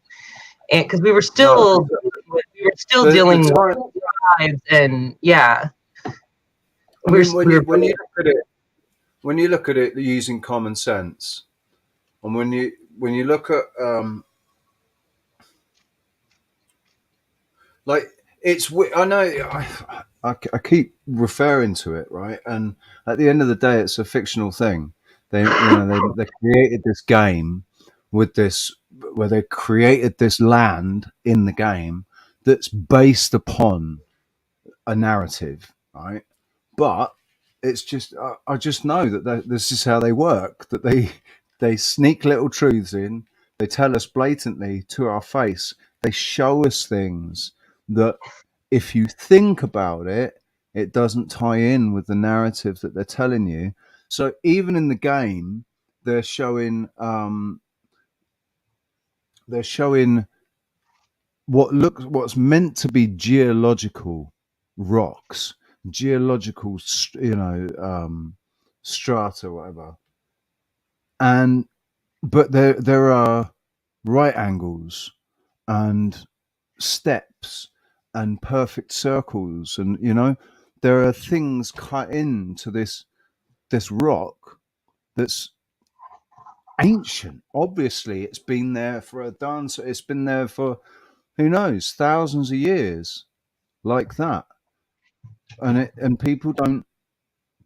most people jump to the conclusion that it's just geological. It's just, oh, that's just how it just happened to, like that. That was what after all the earthquakes and the volcanoes and the meteors coming from space and wow, and explosions, and that it's just natural. That's just how it happened naturally.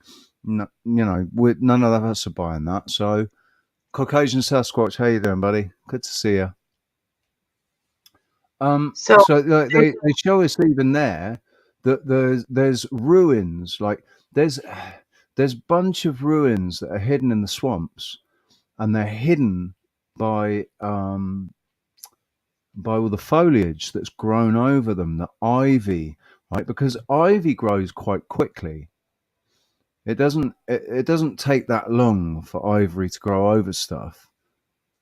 And this sort of creeping ivy that has grown over everything, obviously in the game, but it makes it look like the swamps. It makes them look they just look like swamps. But when you get up close, you realise that, oh no, that's a building that's fucking hidden there, and those are brick walls, and there's red brick behind all that foliage. There's actually red brick behind there that's all been destroyed, and we all assume that it was destroyed in the war.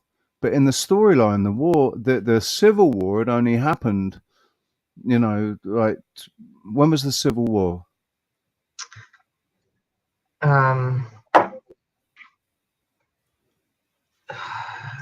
Sorry, in like my mind, I keep wanting to say 1776, but no, it was the 1800s, wasn't it? Yeah, 1776 was the revolution against the British, and then 18. All right, 1860. See, and that's the other thing. So we go through like Civil War at the same time that we're supposedly building. And I just shared this screen with you on this. Did I ruin that? Have you seen this? Shit, hold on, let me fix it. I messed it up. So this was a town.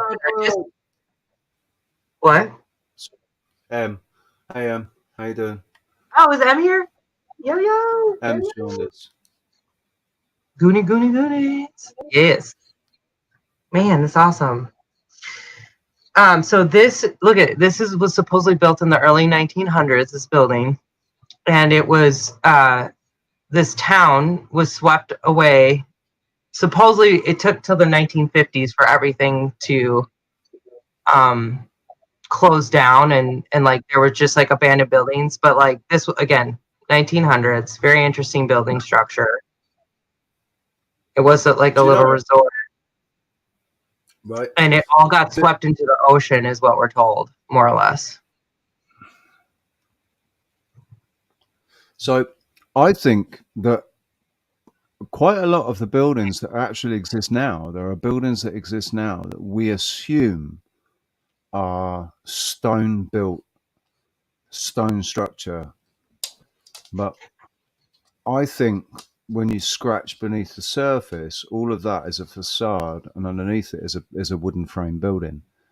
And I think that a lot of the buildings that we've,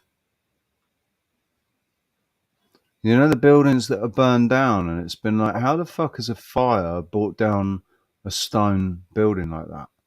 How's a fire done that?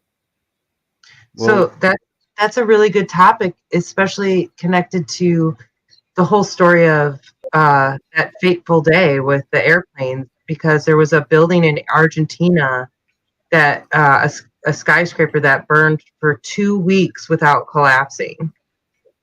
Yeah. Well, I mean that's something different. I think that thing has got something to do with thermonuclear. Well, yeah, I mean yeah. But that's what I'm getting at as far as like buildings just being totally like, how many times did they just tell us like a fire destroyed this whole building? They had to tear down, especially like a brick building. And that I think we know is BS because of the whole the Three Little Pigs fairy tale. Yeah. The have you heard of Archaics? Oh, I do try to watch his stuff. Right. So I've just recently been watching him. I just recently started watching him. And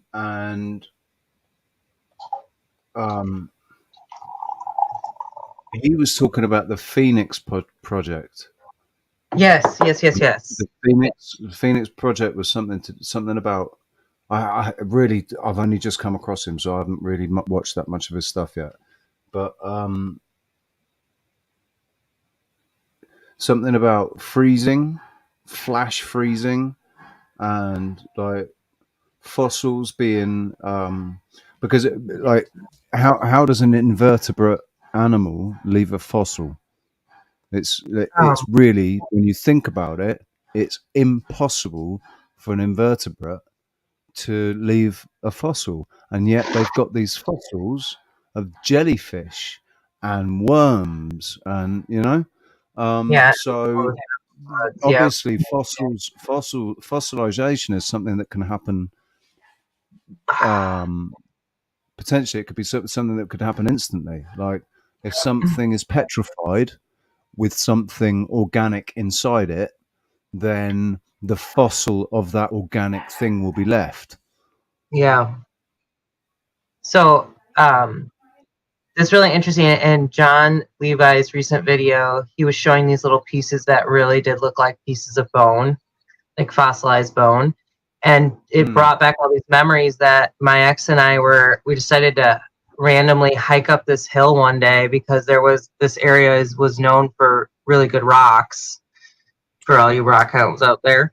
And so we decided, let's see if we can't find a little spot and dig or something. And so we go up and we find this huge rock. And but it was like all broken up into these different pieces, and we swore, we looked at it so like all over at all the different pieces, and we couldn't not just think that it looked like flesh, like petrified flesh. And we ended up at this time, not maybe even knowing better, we sent it a sample to the university.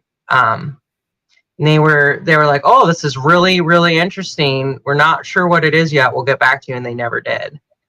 And they asked us for the coordinates and everything of where it was. So Mudfossil University, all right. I don't I'm know gonna if go you've back. watched him.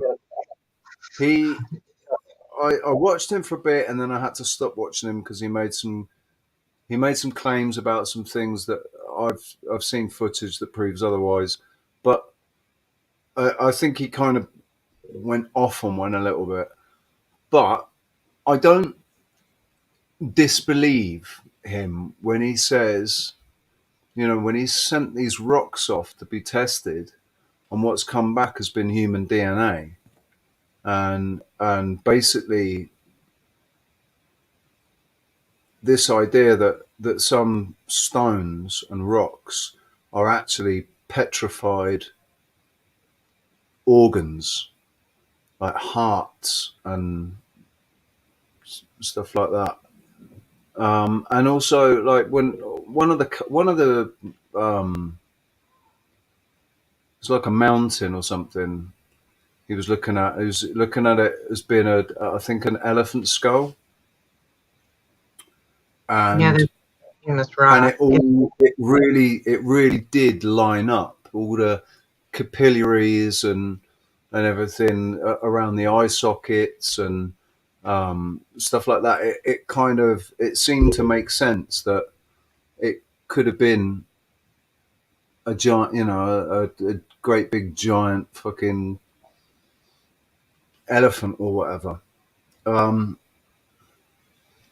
But I think what's that word when you see something that you recognize in a shape or something, the profile of something can look like something else. It's paramalia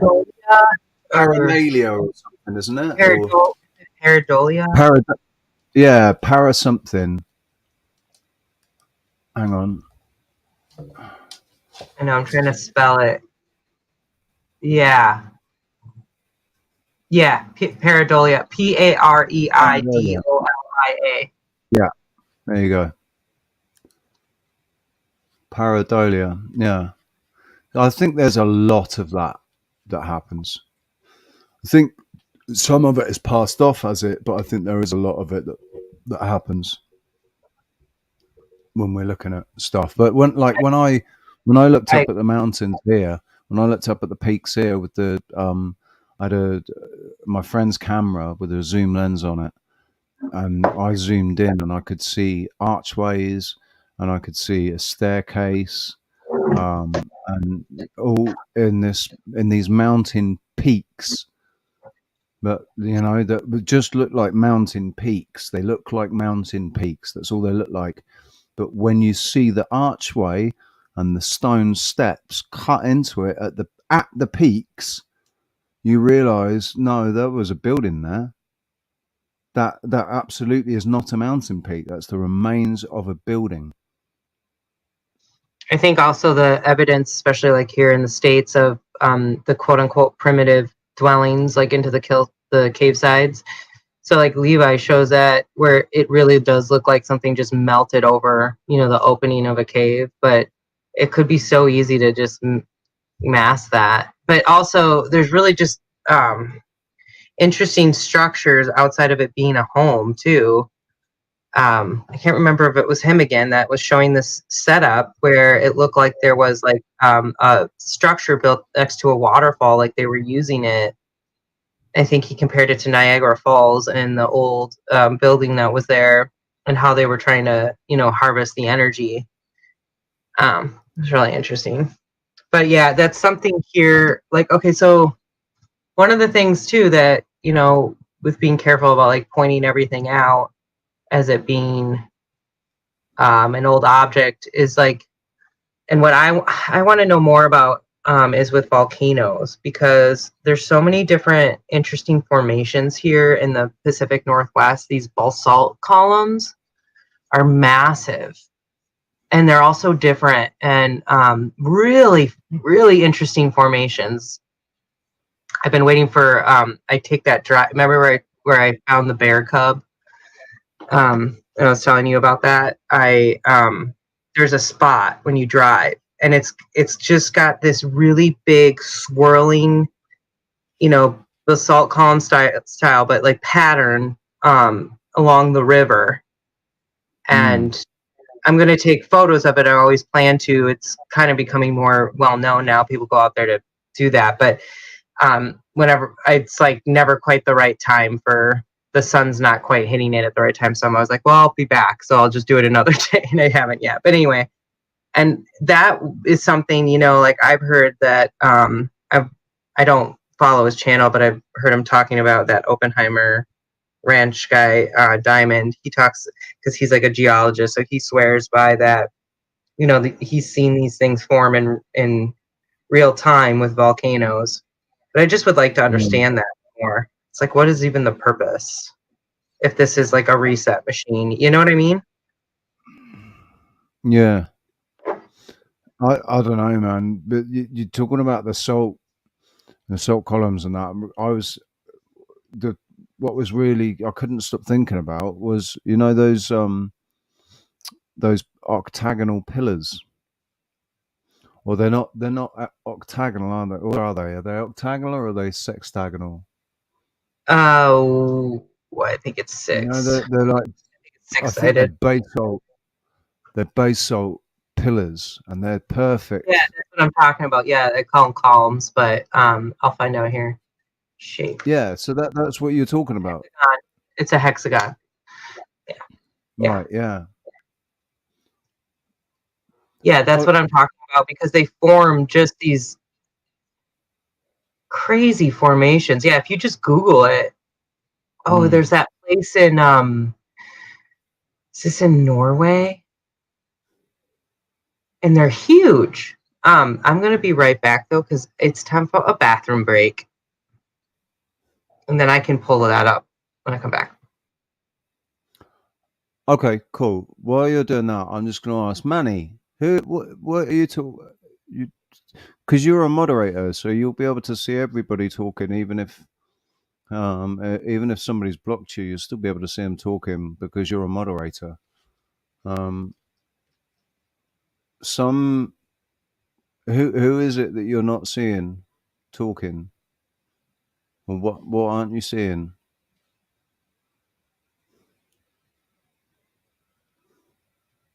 And welcome, Leafy. How you doing, buddy? Where are you? Are you in? I've only got the Magic Treehouse. So I've got 2 channels. So I'm streaming on Richie Rich and the Magic Treehouse. So I think Leafy is in the Richie Rich channel. So where you is, mate?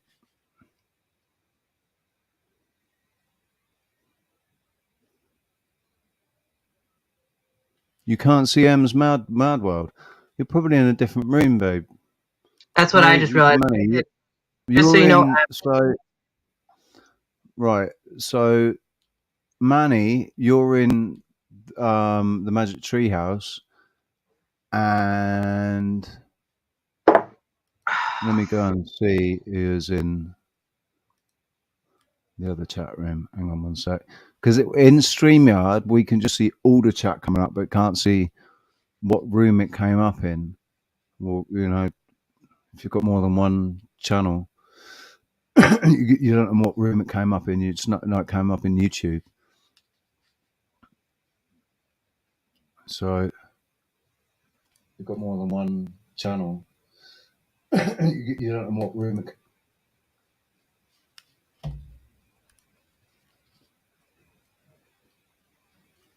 Where's Sarah gone? Oh, well, maybe Sarah's gone on a toilet break. There we go. Look, so Leafy and M. Oh, damn it. I can't make you moderators because I'm not logged in.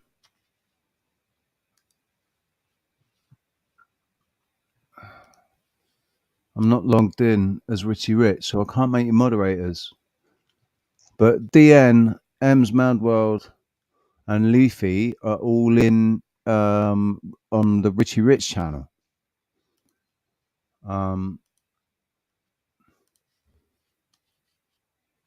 So that's why you can't see. That's why you can't see. Hey, Sarah. Hi, sorry. I started getting click happy and I closed the stream. This isn't a great picture of it, but yeah, that's not a good picture. This is a little more of what it looks like, but it's on a bigger scale. You can see how low into the water it's going to. Let me see if I can pop that up. There we go. Yeah, it's See, more. me. There's spots where it's more swirly than this. Like whatever this is, it's like it's really profound. Because it almost looks like petrified fiber. Giant Right.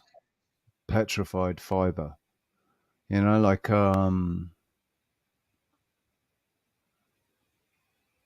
This is showing a lot of Riverstone. Yeah, see, kind of get an idea. This kind of shows the scale a little better, but they're missing a huge portion of it. I'm actually surprised because this has been such a famous photography spot lately. That's partly the only other reason I'm not photographing it, because I always get, like, everybody takes the same damn photos in Oregon. They're all like, oh, look at this beautiful spot. And there's like 3,000 shots of the same thing. Sweet guys. Way to be unique. I think one of the reasons why that happens is because what we see, every one of us sees something slightly different, and we take the photo, but trying to capture exactly what it is that we're seeing, but we never ever manage to actually capture exactly what we're seeing with our eyes. You know, the photo never does it justice. Yeah, Never. that too, for sure. As a photographer, I definitely. Again, this is, you know what I just realized though, that I wasn't even thinking about? All these shots are before the fires, because there were mass fires in here and it really exposed the rock. So I think that's why I'm not finding pictures in here of that. But see, now let me come over here, and here you got some of the things I was talking about with these massive. See, this is a little more of like what I've seen. Just look at that swirling pattern. It's just very interesting. And then you get stuff like this straight hexagon piled on top of each that's other, crazy, man. like That a is beak crazy. hole. That reminds me of Philo, or not Philo. Do you remember that it's not Play-Doh? There's like this sort of different coloured clay that you can modelling clay, and it comes in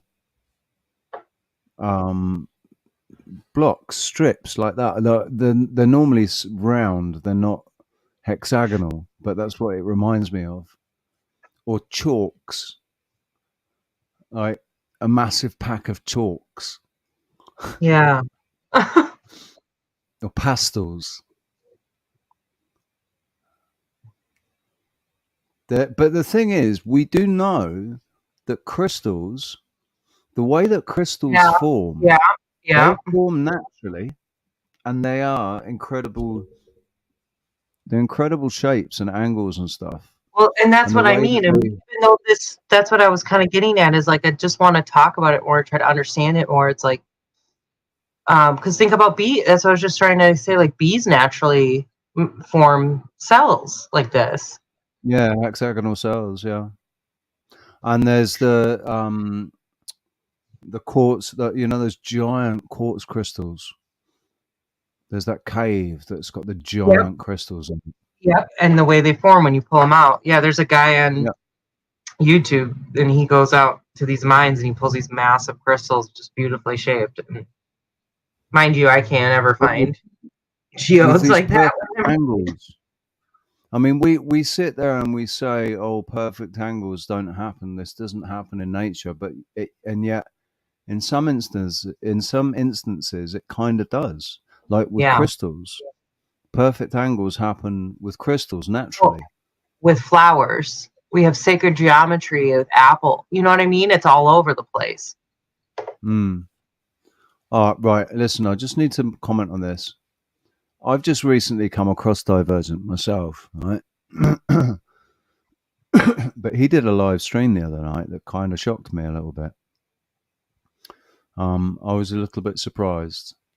I was just like, "Wow, you you just said that out loud in front of everybody, and you just basically made your intentions clear." And this girl was 18, and he's talking about this 18-year-old Mexican girl that's from a very wealthy family, and apparently she's really promiscuous and she's having sex with all these people, and they've been having a long distance sexual relationship online. That's obviously what's been going on. And as soon as he said, "Right, I've got some money, I'll come to Mexico," she got cold feet and said, "Oh no, you're going to have to wait until I finish university." And he basically got a cob on about it. And he came online and got a cob on about it. It's like, what?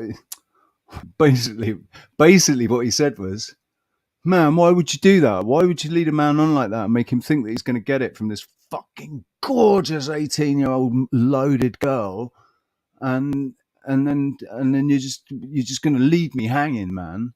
You're just going to leave me hanging." And I'm just, you know, that's all I got off that from that stream was the guy that was just put out because this sexy little 18-year-old had basically realised that So she'd gone a little bit too nobody far with is him.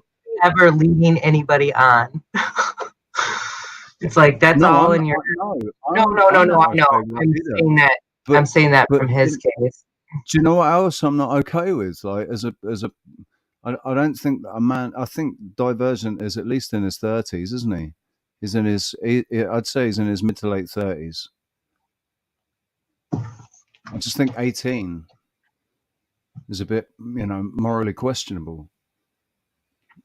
18's a bit young, man. Yeah, Yeah, because legal. Yes, okay, legal, fine. But legal don't mean shit.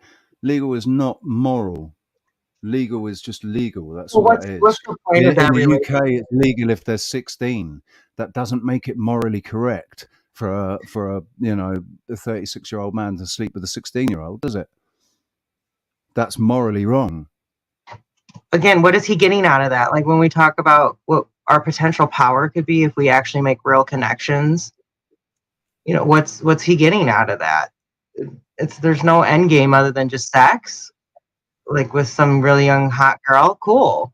I mean, I don't know. I am very different. I'm very, very different as far as how I see um sex in general. Like I have that, if you want to call me demisexual or whatever, I have to have a very close connection with somebody to actually like get off in that scenario because I need to have that, that I, deep I connection. went So I I can't went just, to I a told you, like, snap. I tried to date after my ex and I was like, yeah, I can't do this. Like I tried for fun, not just to be in a relationship. Yeah, And I was like, yeah, I can't I do did it. So I had a brief snap in my early 20s, um, where I was single and promiscuous. And there was a lot of drugs involved, and that was one of the reasons why, was because of the drugs that were involved. And but it was very, I just felt like I was giving away a piece of my soul every time. And since then I've just always I can't. It's been relationship or no naughty, you know. I'm not a one night stand kind of a. Of like I did it, and it's just not. Yeah, it's Well, like and I wonder you what our leave a piece of power yourself. is. Yeah, You leave a piece of yourself when you do you that. do. You get You because do. when you get physically intimate to that level with somebody where you're actually like inside the other person, Yep. that's you're. It's more than just a physical thing. There's Remember what we absolutely were no avoiding it. and remember I brought up that situation where they did a study with they were trying to get a stallion to impregnate a zebra, and it wasn't working. They tried multiple times, so then finally they decided to give up, and they had the stallion mate with a regular mare, and the babies came out with zebra stripes on them because there's like a DNA transference. So Yeah. they said that this could potentially explain if we are not as family centered, this could explain why there's like disassociation disorders because you're like, who knows how many different people you really are. I don't know. It's over the top, but it's very interesting. This move away from family is something that's been engineered into us.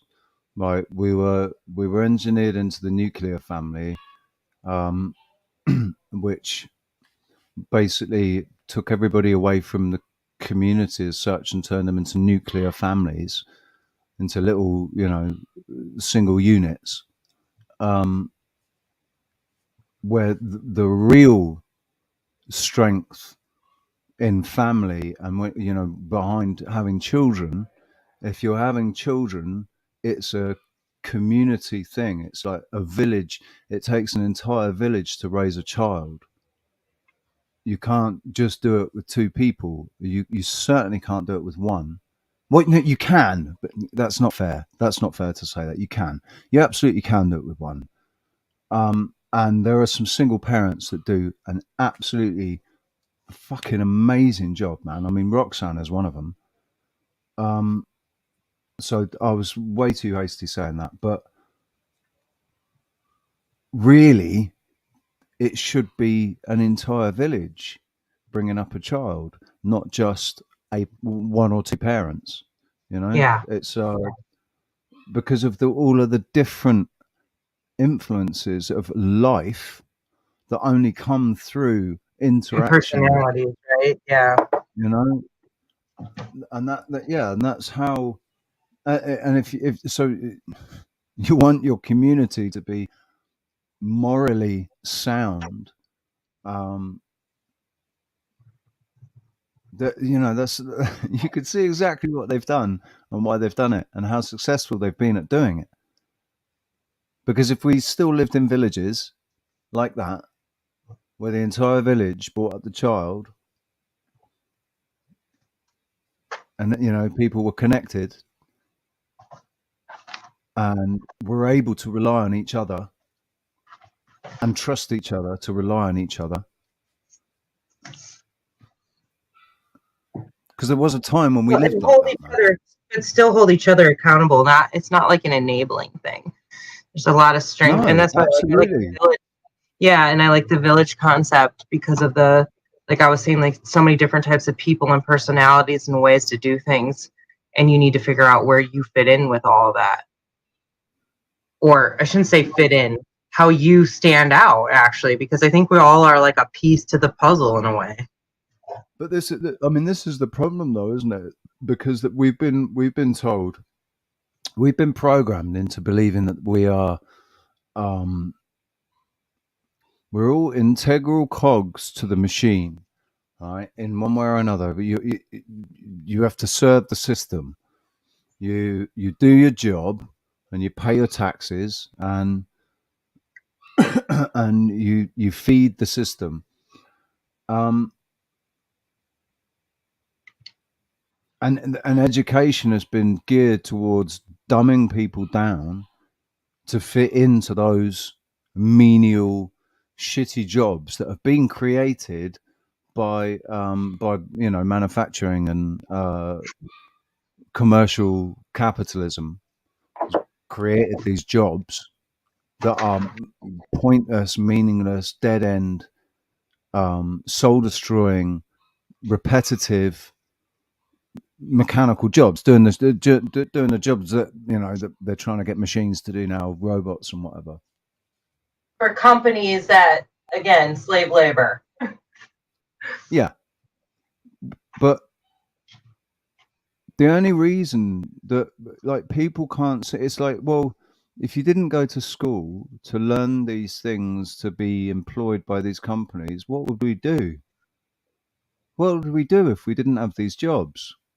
If Vodafone weren't paying people to go and sit in cubicles and redirect telephone calls and and text message people in help centers because nobody speaks to anybody anymore, what would we do? What on earth would people do?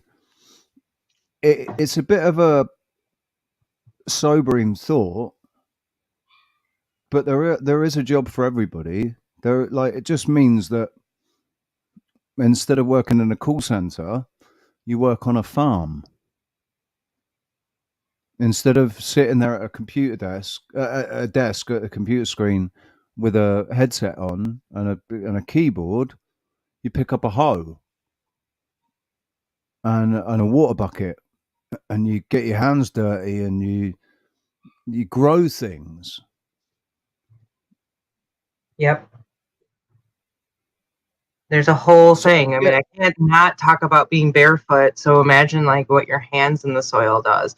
And then we were talking about again with that Anastasia philosophy of like putting the seed in your mouth, really letting it absorb your DNA, and then also even spitting into the soil. It's an ecosystem. Like peeing you on the can put a soil, whole world in a the in a electrolytes. jar. Like it's meant to do so much for growing stuff as well, isn't it? I mean, I learned that a few years ago that you can use urine when you're growing weed, and Yeah, it's because then you have to dilute it because it's such a strong fertilizer. That's what people don't realize. But yeah, like you can pee right on your plant and then just make sure you put some water with it too. So my dog, when I went to, they kill the grass. Dogs, when they pee, you hear people gripe because they kill the grass. Well, it's the fertilizer. So if you just water it, you resolve the issue usually. yeah, dilute it with some water and it'll be all right. But when I went to Greece in '99, I bought this huge bag of weed off this guy from Switzerland, and it ended up lasting me for 2 months what I bought off him, and it cost me like 14 drachma, which was about 10 quid or something. It was nothing, but it was proper. It was just weed. It was really twiggy, full of seeds, but this stuff was Swag. unbelievable, and it came from Albania. Apparently, it was from Albania, and the reason it was so strong was because they peed on it. And this stuff, like just a normal size, not a king size, a normal size Rizzler, just a joint, normal size Rizzler joint, would still, after 2 months of smoking this stuff, the last joint got me just as stoned as the first joint did, which doesn't normally happen with weed and especially with skunk. After you've been smoking for a while, it just doesn't seem to affect you the same way anymore at all. Build up a tolerance to it very quickly. All weed now, you just seem to build up a tolerance to it so quickly. But this stuff, yeah, there was no tolerance build up to it. It was amazing. Never had anything like it since. It might have been just that you got the shavings of really good stuff. It just looked like it was really bad. I don't know. I mean, it was just weed, and it had just been stuffed in this black bag. And yeah, there must have been about half an ounce there or something, man. It was ridiculous quantity. I once we were so desperate we took stems and we heard, or I was like new to smoking that, and someone's like, we need to take some Tylenol before we do this because it's just going to give you a raging headache. And it gave me like the tiniest little feeling, and then it was like headache. Oh. Yeah, and now it's legal, so I'm not a snob about it. Let's just put it that way. How much like res did you smoke back in your day? Oh, I was smoking. I didn't smoke cigarettes. I just smoked joints. Oh yeah, yeah, Back then, joints. So we would scrape the back then. res out of our bowls and smoke that. That's Oh how man, desperate yeah, we were. jeez, but yeah. When we, if you- like, I was probably doing that up until about 10 years ago, I reckon. So I was still 35, but yeah. It was like bongs. You get the pipe from the bong, heat up get a coat hanger and straighten it out, and then heat it up and stick it up inside the bong pipe, um, and just get all the resin out, all the sort of tar and shit, and then while it was still hot, wipe it on the Rizzler, and you would make these joints out of this like, tar basically wiped um, onto the Rizzler. But that's the desperation. It was like that's all we had, so that's what we smoked, and scraping out the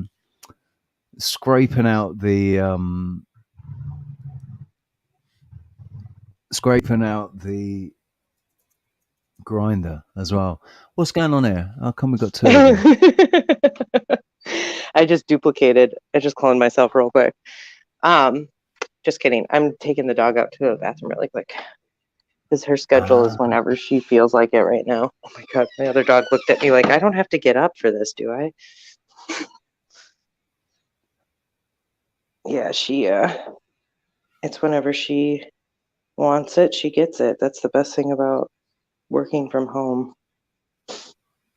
Yeah. Yeah. Okay, sorry, I didn't mean to interrupt your whole thought process, though. Say again? I said I didn't mean to interrupt your whole thought process. No, you're all right. Just looking at how long we've been going, man. 2.5 hours. Yeah, I noticed that. I'll jump in the chat room, see how everyone's doing.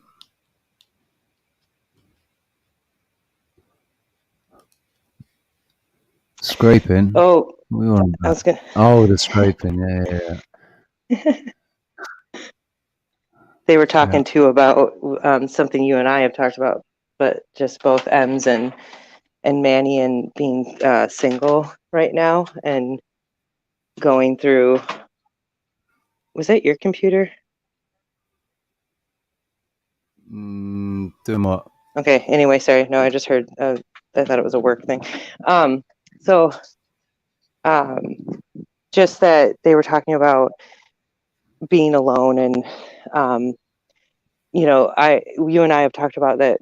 We really feel like what happened to us in the last couple of years, especially with the pandemic, that we were put into this situation to be able to really focus on ourselves. And that's one thing I really want to say, because I have for a good portion of my life been focused on, finding that relationship and filling that void, let's say, because I felt like my purpose here is to meet somebody and have a family. I feel like a lot of women can feel that way, and especially when we're younger, like, oh my God, I was probably almost married like 3 times when I was in my 20s.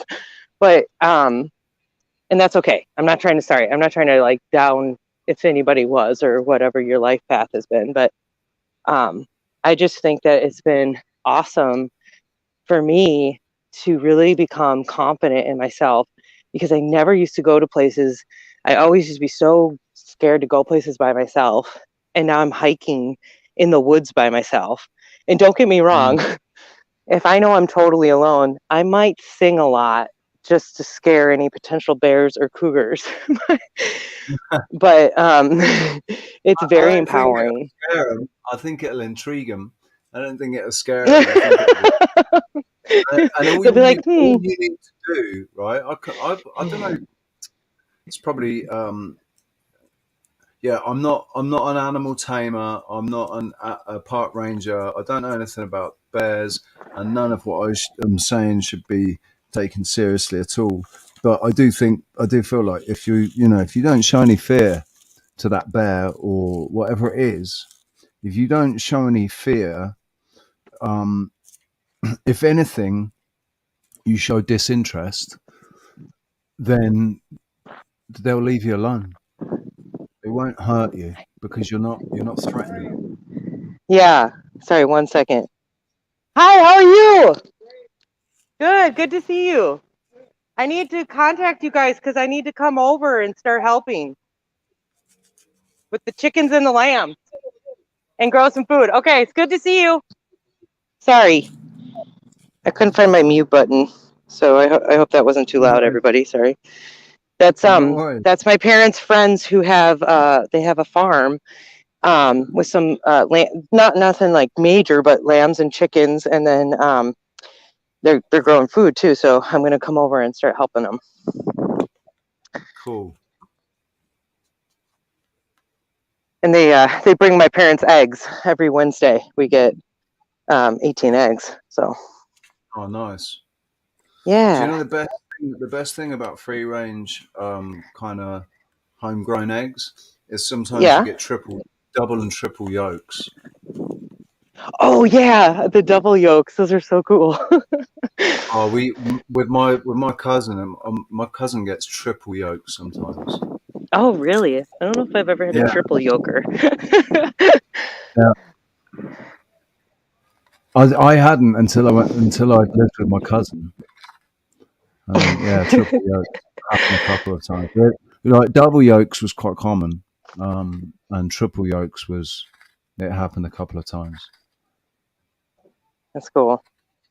Yeah, I'll be really excited to get. I think I'll do I'm not vegetarian or vegan right now, but I am gearing up to start some like longer fasting, and so I'm gonna do to eat to go into it. I'm gonna do vegetarian, then I'm gonna go just fruit or vegan the days before I do some longer ones. But I don't know. I'm that's another debate that I think you and I have decided, we've talked that we should maybe get into, because what kind of happened with my ex, and even though we were doing as much as we could to get the right vitamins, because we had read that you have to be careful, and I had seen way too many people say they were vegan or vegetarian and just eating cheese and beans all day, and not really taking in other nutrients. And so but he ended up after a month having some memory issues where I was doing great. I didn't notice a big change in my body flow. That came actually more when I did fasting. I noticed way more changes in my body when I fasted. So, but anyway, we just went from talking about being single and confident being single to back to food again. So that's you and I guess. Trying to get my dog to go potty. Who did that? Actually, who did that? Was that? How did we start talking about food? I don't know. Eggs, triple eggs. Oh! Because they started yelling at my neighbor. That's right. Okay. Yeah, because yes. Yeah. See, there was a natural progression there. It happened very quickly, but it was a natural progression. And if you missed where it started, it's like, hang on a sec, how the fuck did we start talking about this? Yeah. So what we were talking about is how, at the moment, there are definitely. And I'm going to stand by it. There are those of us. There are specific individuals, although not wanting to use that term individual because I know it's a corporate fiction. But anyway, yeah. We're not meant to be in relationships.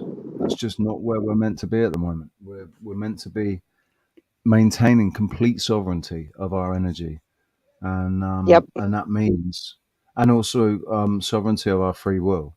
because now we actually do have full control of our free will because of where our consciousness is. So now we're operating more often in the third state of consciousness, um, where we're able to self-observe and detach, um, what look at things objectively, not be able to, even do things like play devil's advocate, because we're able to detach Yeah. and observe without being emotionally connected or quantumly entangled with whatever it is. Um, but the only reason that we're able to do that is because we've got a fuller appreciation of our sovereignty, and also understanding that it only applies to us, as in it like my sovereignty only applies to me, and it means that I'm sovereign of me, and that's it. That means that the only thing I'm sovereign over is what I do, how I behave, what I do, the things I say, the actions I take. That's all mine. I take full ownership of all of that, but I Yep. can't control what anybody else thinks or says or does, their actions. I can't, and I can't judge anybody for their actions or for their decisions, because You. it's Yeah. their Yeah. it's their go. That's their prerogative. It's my prerogative. So you It's the start way to. I want to live. That's One of the awesome. best So songs ever, yeah, no, man. this is no, this is good point, because um something for me was becoming like aware of how much you blame others for what's going wrong around you. And when you have a partner, it's really easy. And even with like, I mean, I think we're all probably a little guilty with your kids, but and I don't want to, I'm not judging anybody, because like with my dog, sometimes I'm like, I take I take my dog on a walk every day, right? Some days all of a sudden Mm. I'm feeling antsier than other days because of work. And of course, it's like that day, JB's just extra sniffy. She's taking extra long on everything, right? And I actually want to kind of get my motion up and going, and I'm like, come on. And it's like, well, of course it's not. It's nothing to do with her. But it just made me, I don't know, I just I have was the very, same thing with Alfie and Kanito. I have the same thing where I'm just kind of just want to get a move on. I don't want to be pissing around at the base of this tree for fucking 5 minutes, walking around in circles. You sniffed that bit once. Why do you need to go back and sniff it again? You've already peed on it. Look, you can't pee as high as the other, And it's like, yeah, just go. exactly. Yeah. And then I have to remember, okay, she's 18. Like, this is all about her anyway. Yeah. So I've just learned, and it came from the type of relationship I had, but I learned so much more about owning your happiness. My ex put a lot of Oh, expectations owning for your me to happiness, fix man. his problems. What? That was something that my best friend at the time, a guy that I was renting a room off, and he lived he lived downstairs below me, and we sort of became best friends. And he used to say that to me about owning my happiness and not giving control of it away to anybody. And he had the Yeah. wisest things to say, but the way he lived his own life didn't mirror the advice that he would give. Yeah. So Yeah. it was easy to listen to. Like, we would sit there off our nuts, sniffing lines, sitting there getting all philosophical at 4 o'clock in the morning. Like, we got back from we'd been in the strip club all night, not watching dancers, not watching the girls, like talking to the barman and talking to the girls, but when they were on their breaks, when they weren't working, because they knew, because they knew him, because he was a taxi driver. So um, it was, it was. We'd sit there snorting up lines from the last of the bag and getting all philosophical. And he'd be saying, why'd you give? Because I was really depressed at the time because I was trying to get this girl back, and he was like, why did you should never give control of your happiness to anybody like that. And I couldn't see how I couldn't, you know. It was like, yeah, but I'm I'm in love with her. I'm in a relationship. Well, I'm in love with the girl, or we were in a relationship. We weren't in a relationship anymore, but I had been in a relationship with her, and she'd ended it, and it was really fucking. I'd done a lot to try to become this image that she wanted me to become, and Yeah. yeah, I just didn't take it very well.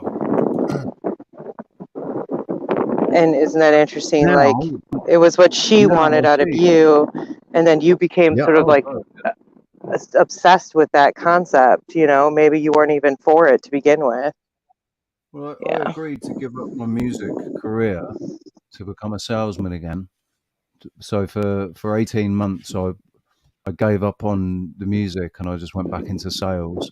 And I went from telemarketing to heading up the European sales arm for an American software company. In a year, I went from the very bottom to sort of doing all right. Like I would have, if they hadn't have sacked me, if they had have supported me in my job, and it had have gone the way I wanted it to go, then I would have ended up like middle management in this software company. And that was in like 18 months. I did that, but it just wasn't enough, man. It wasn't enough. I was still 40 grand a year short of her expectations. Jesus. Sorry, I don't mean to She wa- laugh. she That's wanted just me. like, it's ridiculous. I'd gone from a 12,000 basic to I was projected Mm, like 60 grand a year. I yeah. was projecting 60 grand a year. If the job had if they hadn't, basically they sacked me after 6 months, and then like a week after they sacked me, one of the biggest deals of the company came in, and guess who it was that had fucking laid all the groundwork for that deal, You. and spent, who'd spent 4 months with the gatekeepers, getting through Yeah. and eventually building up a relationship with the chief executive officer of fucking AXA, man, AXA insurance, for a global rollout of a couple of their packages, their software packages. So it was multi-million Very, pound deal, and very convenient. they closed it a week after they sacked me. Jeez. I would have Yeah. got something like 20 grand commission from that. So you would have made her goals. And mind you, what was she doing during that time? Oh, she had her own business. She was Oh, okay. actually, yeah. Oh God, she was successful, man. She was successful. She had her own business. She owned a house. She had a 3-bedroom house that she owned, and we were living in. Yeah. She rented it out when we went to Portugal together. She rented it out, and then she left me and went back home. Kicked the people out that were there. I went back to live there, and then I eventually went like, yeah. Once I jumped through enough hoops, she let me move back in. But I was only there for about 6 months. And then on her 30th birthday, that was when she ended it all, because on her 30th birthday, I'd saved up like 600 quid or something. And I was going to send her on this, well, I was going to take her to this really nice spa. Right, and we were going to have a really nice afternoon in the spa, and then an evening meal, stay in the hotel overnight, and all this. A week before her birthday, my car blew up, and Whoa. it cost me like 450 quid to fix it. So all I had left was like 150 quid to spend on her. And so I got what I could with 150 quid, but it wasn't enough. she, she actually, like, the face she pulled and what she said when I gave her a presents, man, she was like, "Is that it?" Oh, so she'll never be happy. You realize that? It'll never be enough. So even if you had gotten that extra 20,000, it would never be enough. She'd still want more. Potentially for herself. That's why I almost was like, oh God, is it one of those, I expect you to just do all the work? This is a My girl that ex, spent 600 quid on shoes. So I can't tell you how many times I used to ask my ex, I'm like, okay, so, you haven't had a job for a while. We'll get you into one, and then maybe I can go back to school. Because I really wanted to be a naturopath like a long time ago. And, but it was always, no, we need this job for a while, for a little longer, for a little longer. Yeah. And I wrote his resume, so, because he just, by the way, can't tell you how many people downplay themselves, especially when they're applying for a job and actually, I need to go around the other way, I forgot. And that was something he did. He never really talked up like his actual skill set. So he couldn't find a job because it's like he wasn't really showing who he was. And then, so it's like, you just get somebody to talk you through your resume. It's amazing what you can land. And you know this because of your experience getting into sales and these kind of high profile jobs that you technically had no experience for, but they hired you because of your personality.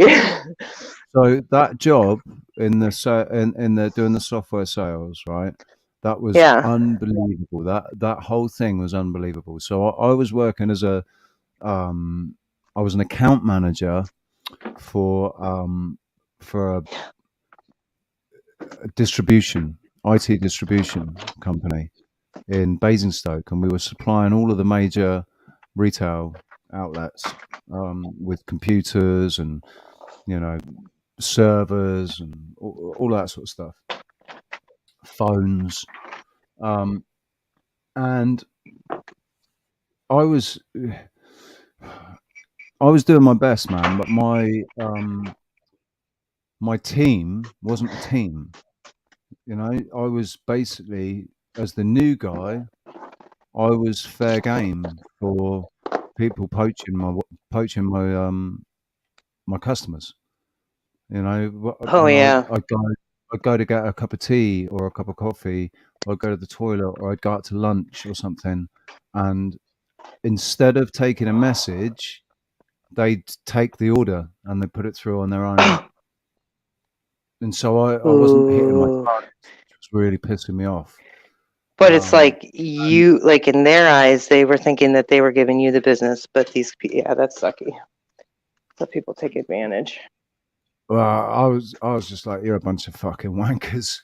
Fuck you. So I started looking for another job, and that's when I got this offer. And the agency said, like, I've got this job, I think you'd be perfect for it. And she read it to me. She read the description to me, and I was like, are you for real? you think I could do this job? And she's like, wow, just go and interview for it. He's seen your CV and he likes your CV and he wants to interview you. And I was like, okay. So I went to the interview, and it turns out that the guy knew me from Portugal.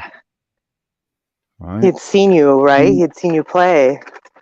He'd seen me playing in Portugal, and he was intrigued, and basically I fed him such a yarn about what I ended up doing in Portugal that the music kind of stopped, and I I ended up working for my dad, who was selling solar panels, and he was selling them to hotels and stuff because there was an opportunity for the hotel to make money back from the grid, selling it back to the grid.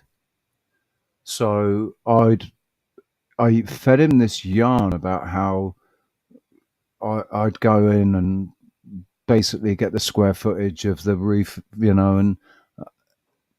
and give them the calculations of how much they could make, and I just breezed over what I did, and I made it sound really good. And he went, "Okay, go on then," and just looked at me like, "Go on then." I went, "Go on then what?" He goes, "Go on, so, sell me some solar panels." And he just put me right there on the spot. And I looked at him, and the look on his face, right? What I was hearing, the voice in my head was telling me, "He's onto you. He knows you're full of shit, you idiot.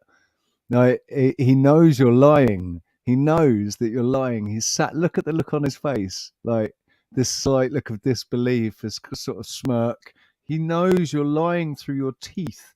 Because I sat there and I just went, well, basically, I wasn't actually involved in selling the product to the customer. I just basically identify the. I was responsible for identifying opportunities, you know.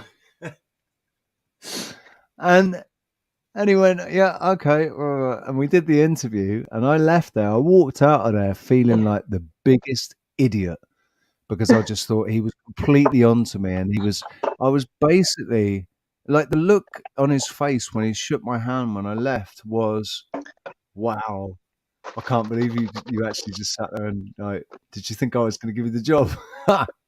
See you later. That was what I got, and I walked away. I got home and I got a phone call from the agency, and they said, "So, Richard, how did it go?" And I went, "Yeah, fuck off. I know you know how it went because you would have spoken to him straight away. So, what did they say?"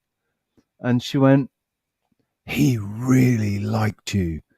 He really loved you. In fact, this is on the Friday." He said, "In fact, on Monday, this is a 3 interview process. So on Monday, they want to interview you again. But what they want you to do is basically present their company to the CEO." And I'm like, present, so like PowerPoint. Yeah, just you got to basically give them a PowerPoint presentation of their own company to the CEO. And I was like, right, okay, no problem. And I didn't sleep then all weekend. I didn't sleep until about 2 o'clock on the Monday morning. I got a couple of hours, and then I woke up and I was rehearsing because I'd never even used PowerPoint before. So the first thing I did was download PowerPoint, then train myself how to use it, then spoke to my dad and asked him, like, what would you do? I've got to present their fucking company to him. What would you want presented to you in this situation? So he gave me a load of bullet points, and I then presented. I did the presentation. I gave it to my dad, and he said, "Yeah, lose all the transitions, but yeah, it's pretty good." So I like tidied it all up, fixed all the transitions, and then rehearsed it about 2 or 3 times because I had to do it in like 15 minutes or something, or half. I had a time limit. And I did it. I presented it to them, and in the afternoon, the agency phoned me up and said, "Yeah, they've actually they want to skip the third interview and just make you an offer now." I was like, "All right." They said they're not offering you as much as was advertised, but they want to offer you the job because they recognised that I didn't have the experience that they really wanted me to have, but they figured that I could do the job. So And they knew. Yeah, you were capable because they could. And didn't he tell you once that he could see part of himself in you or something? Maybe that I'm not thinking of that right, but Yeah, yeah, but the weird thing is that I can't remember telling you that. That's the strange thing about that is that I oh, don't I remember might having a have conversation. actually. Yeah, because when I said it, I actually was like, maybe you didn't say that. You probably we had some telepathic moments. But yeah, I mean, We had a it's a strange, really good we had point a of strange applying connection. yourself. I think what really, like, he was just impressed with, because what he'd seen was this guy, just basically stood there in a wife beater with a guitar singing to people who sat there and blagged his way through an interview. But And worked for it. Like you showed you had that ability to put it together, whether it was BS or not, because yeah, the trouble how many was they times do we didn't hear give that me fake it any till of you the make support. it? But I didn't get any of the support that I was supposed to get, which was like a 2-week training course in Boston. Actually, no, it was a 4-week training course in Boston on the product. Actually sitting down with the software engineers and learning about the product.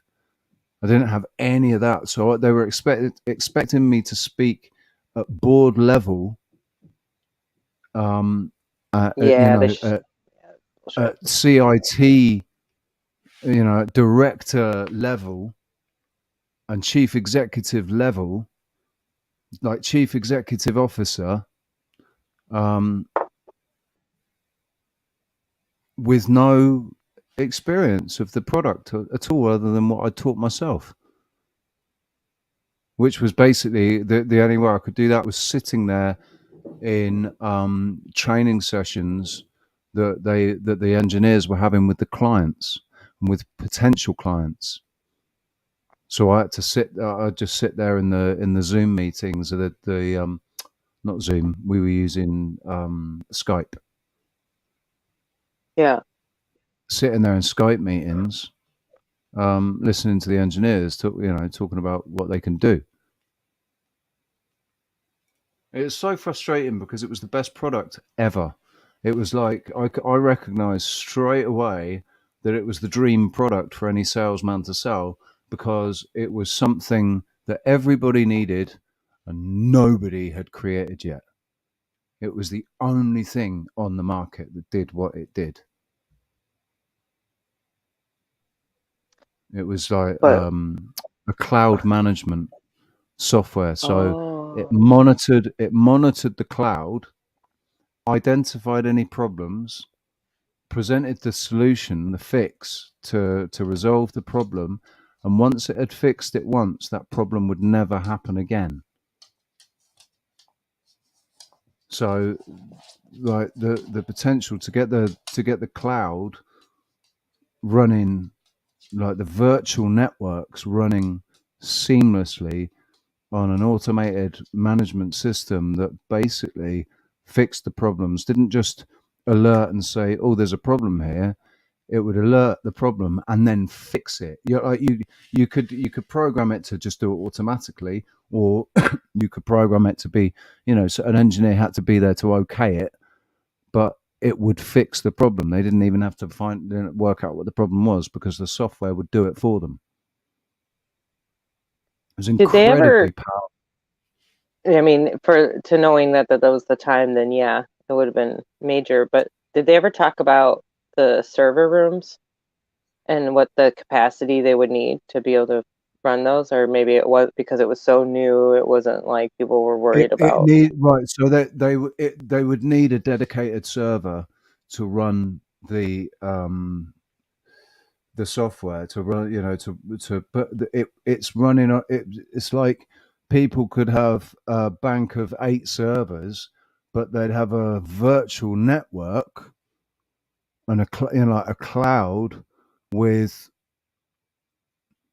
1,000 virtual servers. So I And deal I just with wonder if things the like engineers, backlog. like, where were they? Do you even know where they were getting Were they building these server rooms, or were they hiring companies to do that? No, they were just providing the software because it was software. It wasn't hardware. It was software. Oh, but so where's the cloud though? Is what I'm getting at. How The are they? the If cloud is they're virtual, isn't it? The cloud is virtual. yeah, It's but not. a So yeah, virtual you're talking about like the host server, yeah, like right now, the server okay, that in hosts the Oregon, cloud. like for example, in Oregon, there's a giant building and it's just for servers. That's it Yeah, for Facebook here in Oregon, like out in the sun in the desert. And it's next to a big Apple setup too. But yeah, and yeah, they've got thingy mountain, haven't they, for the CIA and FBI and that the what's it called, um, thingy mountain. I can't remember. I know what you're talking about though. That, but it's just a great big fucking. It's full of servers basically. Yeah, Backups are the backups of the backups, and yeah. I mean, there needs to because be that there has to be a physical, yeah, there has to be a physical server at the end of the day. But you can have one server running 1,000 virtual servers and on a that's why cloud. Facebook needs so much because it's more like a billion people on their service, right? Yeah, I mean,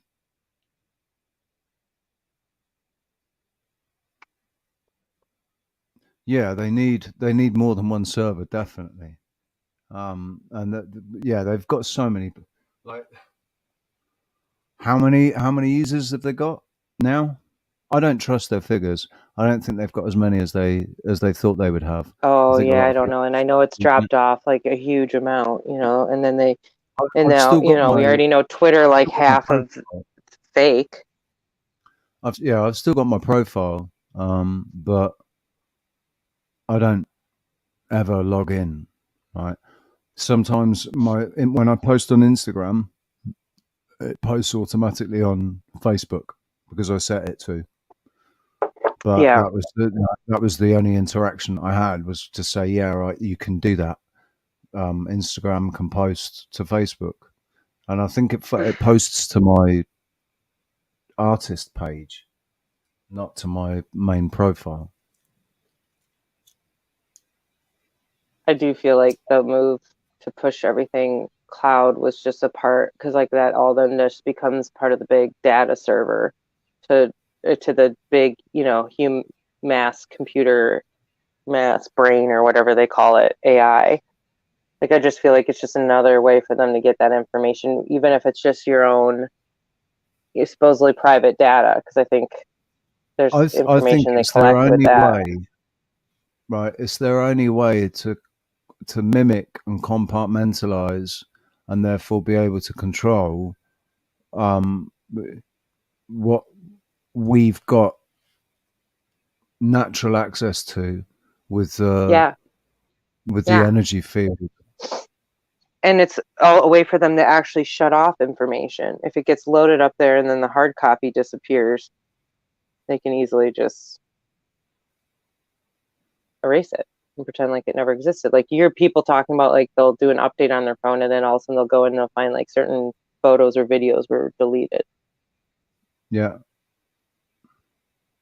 Or their phone is full of, um, like as with mine, my phone is full, absolutely full of little 3 second, 10 second, 30 second, 1 minute clips that I never downloaded. What? I Really? never What downloaded. is it? What Yeah. is it of? Um, just it's so random. It's so random. Whoa. That's crazy. I mean, it's possible that suddenly my phone decided to download everything from Telegram. But the thing is, it decided to do that because up until, well, as far as I'm concerned, to get anything from Telegram onto my phone, I have to actually physically download it. To press the buttons, press the screen, say download, and it will download it. Um, So if it's just suddenly decided to suddenly download every single little clip and GIF and everything that was ever sent on Telegram, that might explain it. But there's an actual setting that says just automatically download, I guess. Yeah, now that I just said Yeah, but that. mine's set off. That's the whole point. Was mine was set off. Mine was. I had to manually download anything. WhatsApp would automatically download. Yeah, I don't really that's use weird. WhatsApp anymore.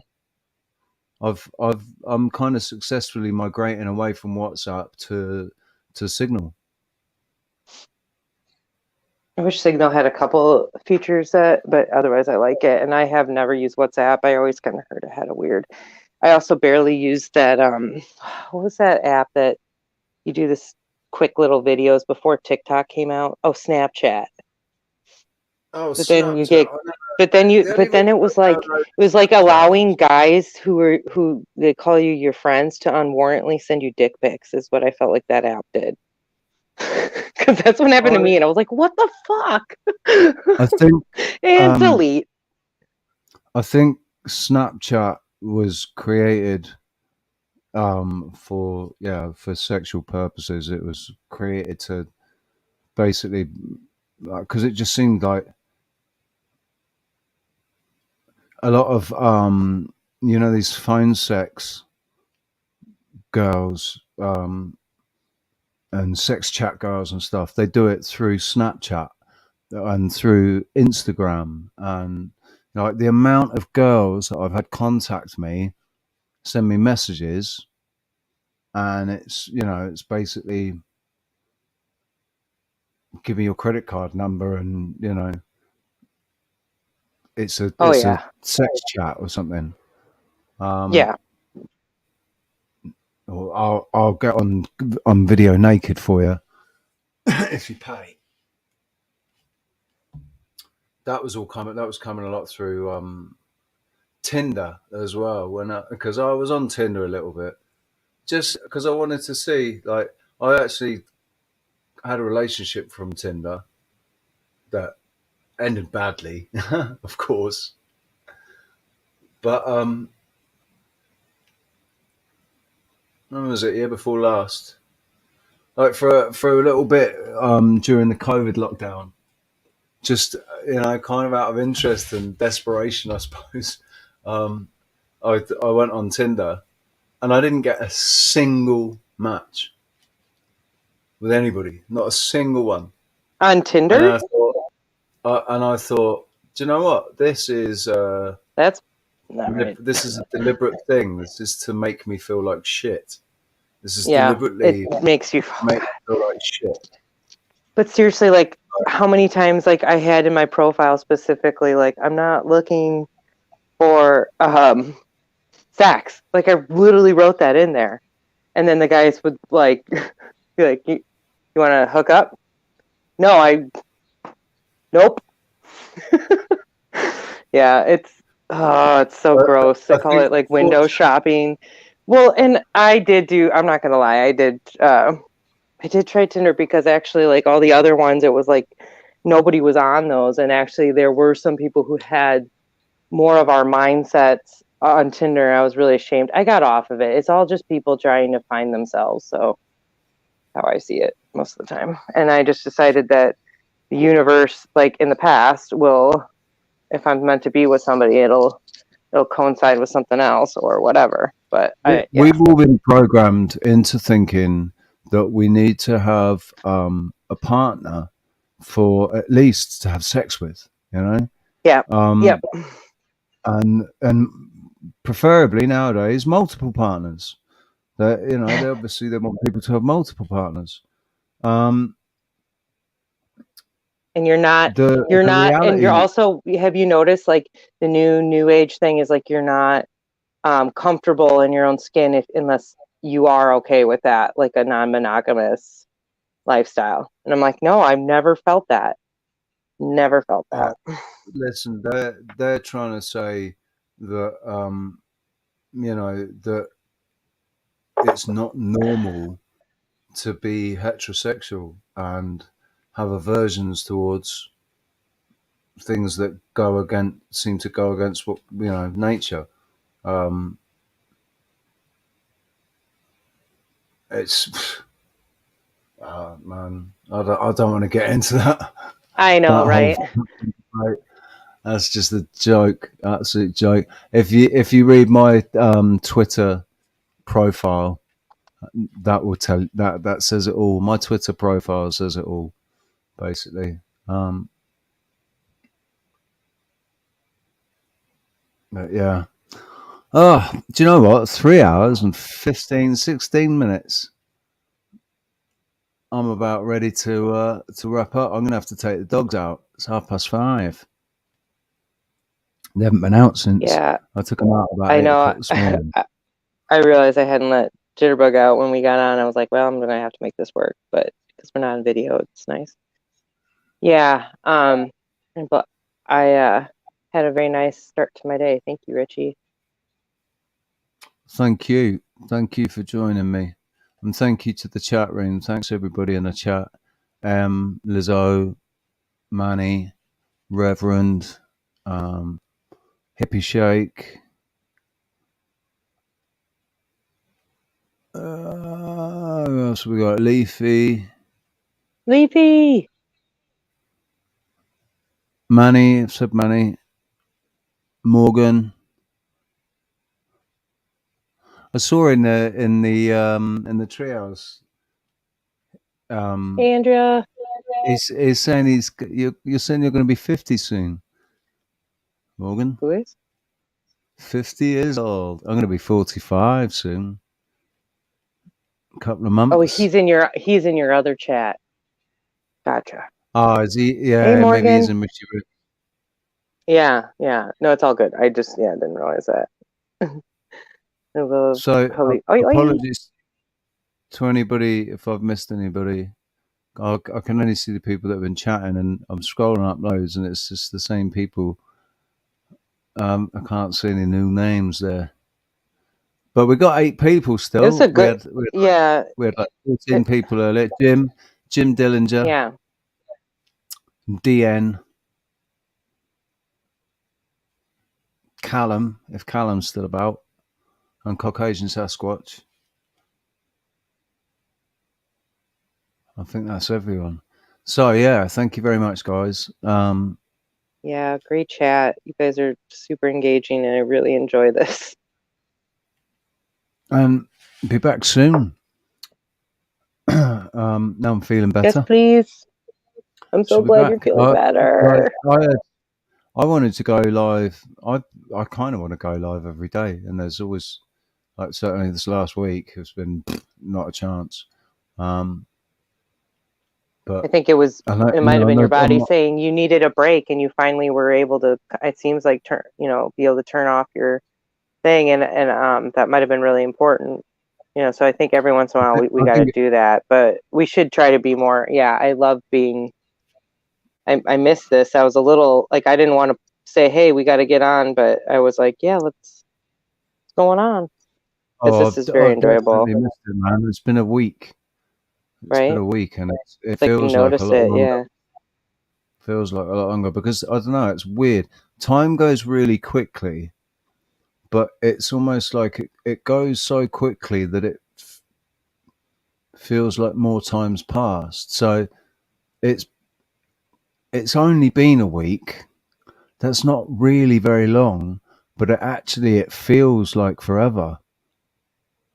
Yeah. Even though it went really quickly. It's how crazy that is. It's like it feels like it's been ages, but time's gone really quick, and it's only been a week, which isn't really that long. And it could have technically even been last time. Yeah. Yeah. It's just like there's no like concept of time, especially having been ill and having slept for most of the week. I've lost days, man. I've just lost days. Oh, totally. Totally. I think that's where the orientation comes. And I have just found since being at home, there's like a total disorientation too, because like even though I'm working, like things are just blending in together often. I mean, it's fucking Wednesday. I know, and it It's feels like it's Wednesday. actually Monday. So weird. Exactly, yeah, it does. It feels like it's Monday, but it's not. It's Wednesday. Yeah. That's just fucking insane. It's going to be June.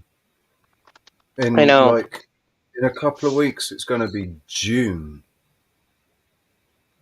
And it's still been pretty rainy here in Oregon, which is unusual. I am enjoying it though, because I would like a cooler summer. Just puts us at less risk of the fire thing too. But it's making it feel like it's still late winter almost, because it's been so rainy here. And snowing, there's a lot of places that got snow in May. Colorado, at least I know, did. That's crazy. Yeah. Bloody crazy. Right. So, ladies and gents, we're going to wrap it up. 322. Look at that. 32222. Oh, nice. So, boys and girls, I'm going to play us out with a. It's good to see you all. Great to see you all. Thank you very much for being here. Be back again, hopefully, tomorrow. I'd love it. Maybe do a round table. Yeah. Round table would be good. Or whatever you want to do, Richie. No, that would be good, man. That would be good. Whatever works. I was hoping more people would join us in the panel today to talk about stuff, but it's cool. It's all cool. All right, well, I'll help promote that. We just might have to put the StreamYard link several times, because I don't know if I even saw it when I got on. So it's all good. We got this. If I could just put it out there, ladies and gents, if you want to support the channel, there's a PayPal link on my channel page.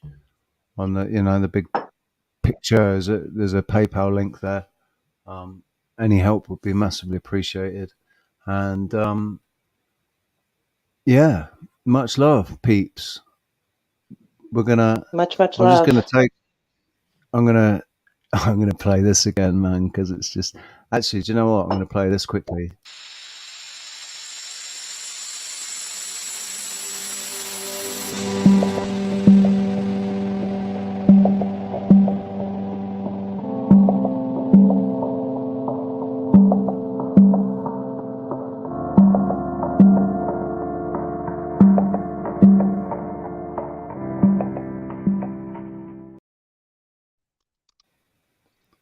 Go and check it out, please. That's John and what's his name? Not Barry, but oh God, what's his name? It's not Barry. I'll keep. I thought it was Barry. No, it's not Barry. It's Don't put me on the spot. I can't think right now. God. I know. We know.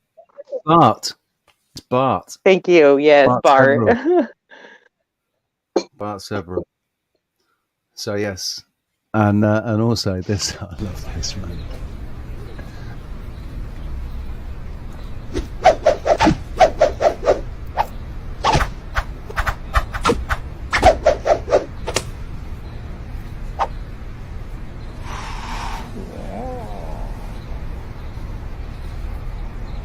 Jesus Christ. That's Jason Bourne.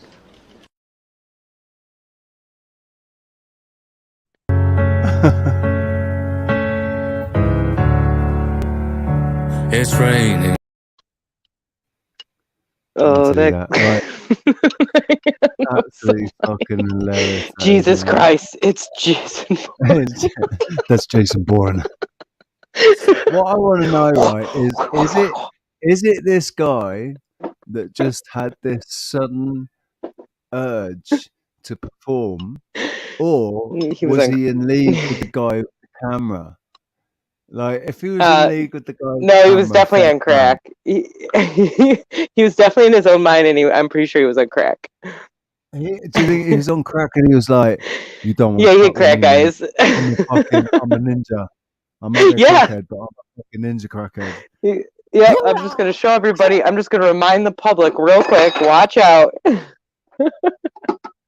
thing is, in his mind, I've do you think seen he was that. really I've pulling literally off seen those that. That's what moves?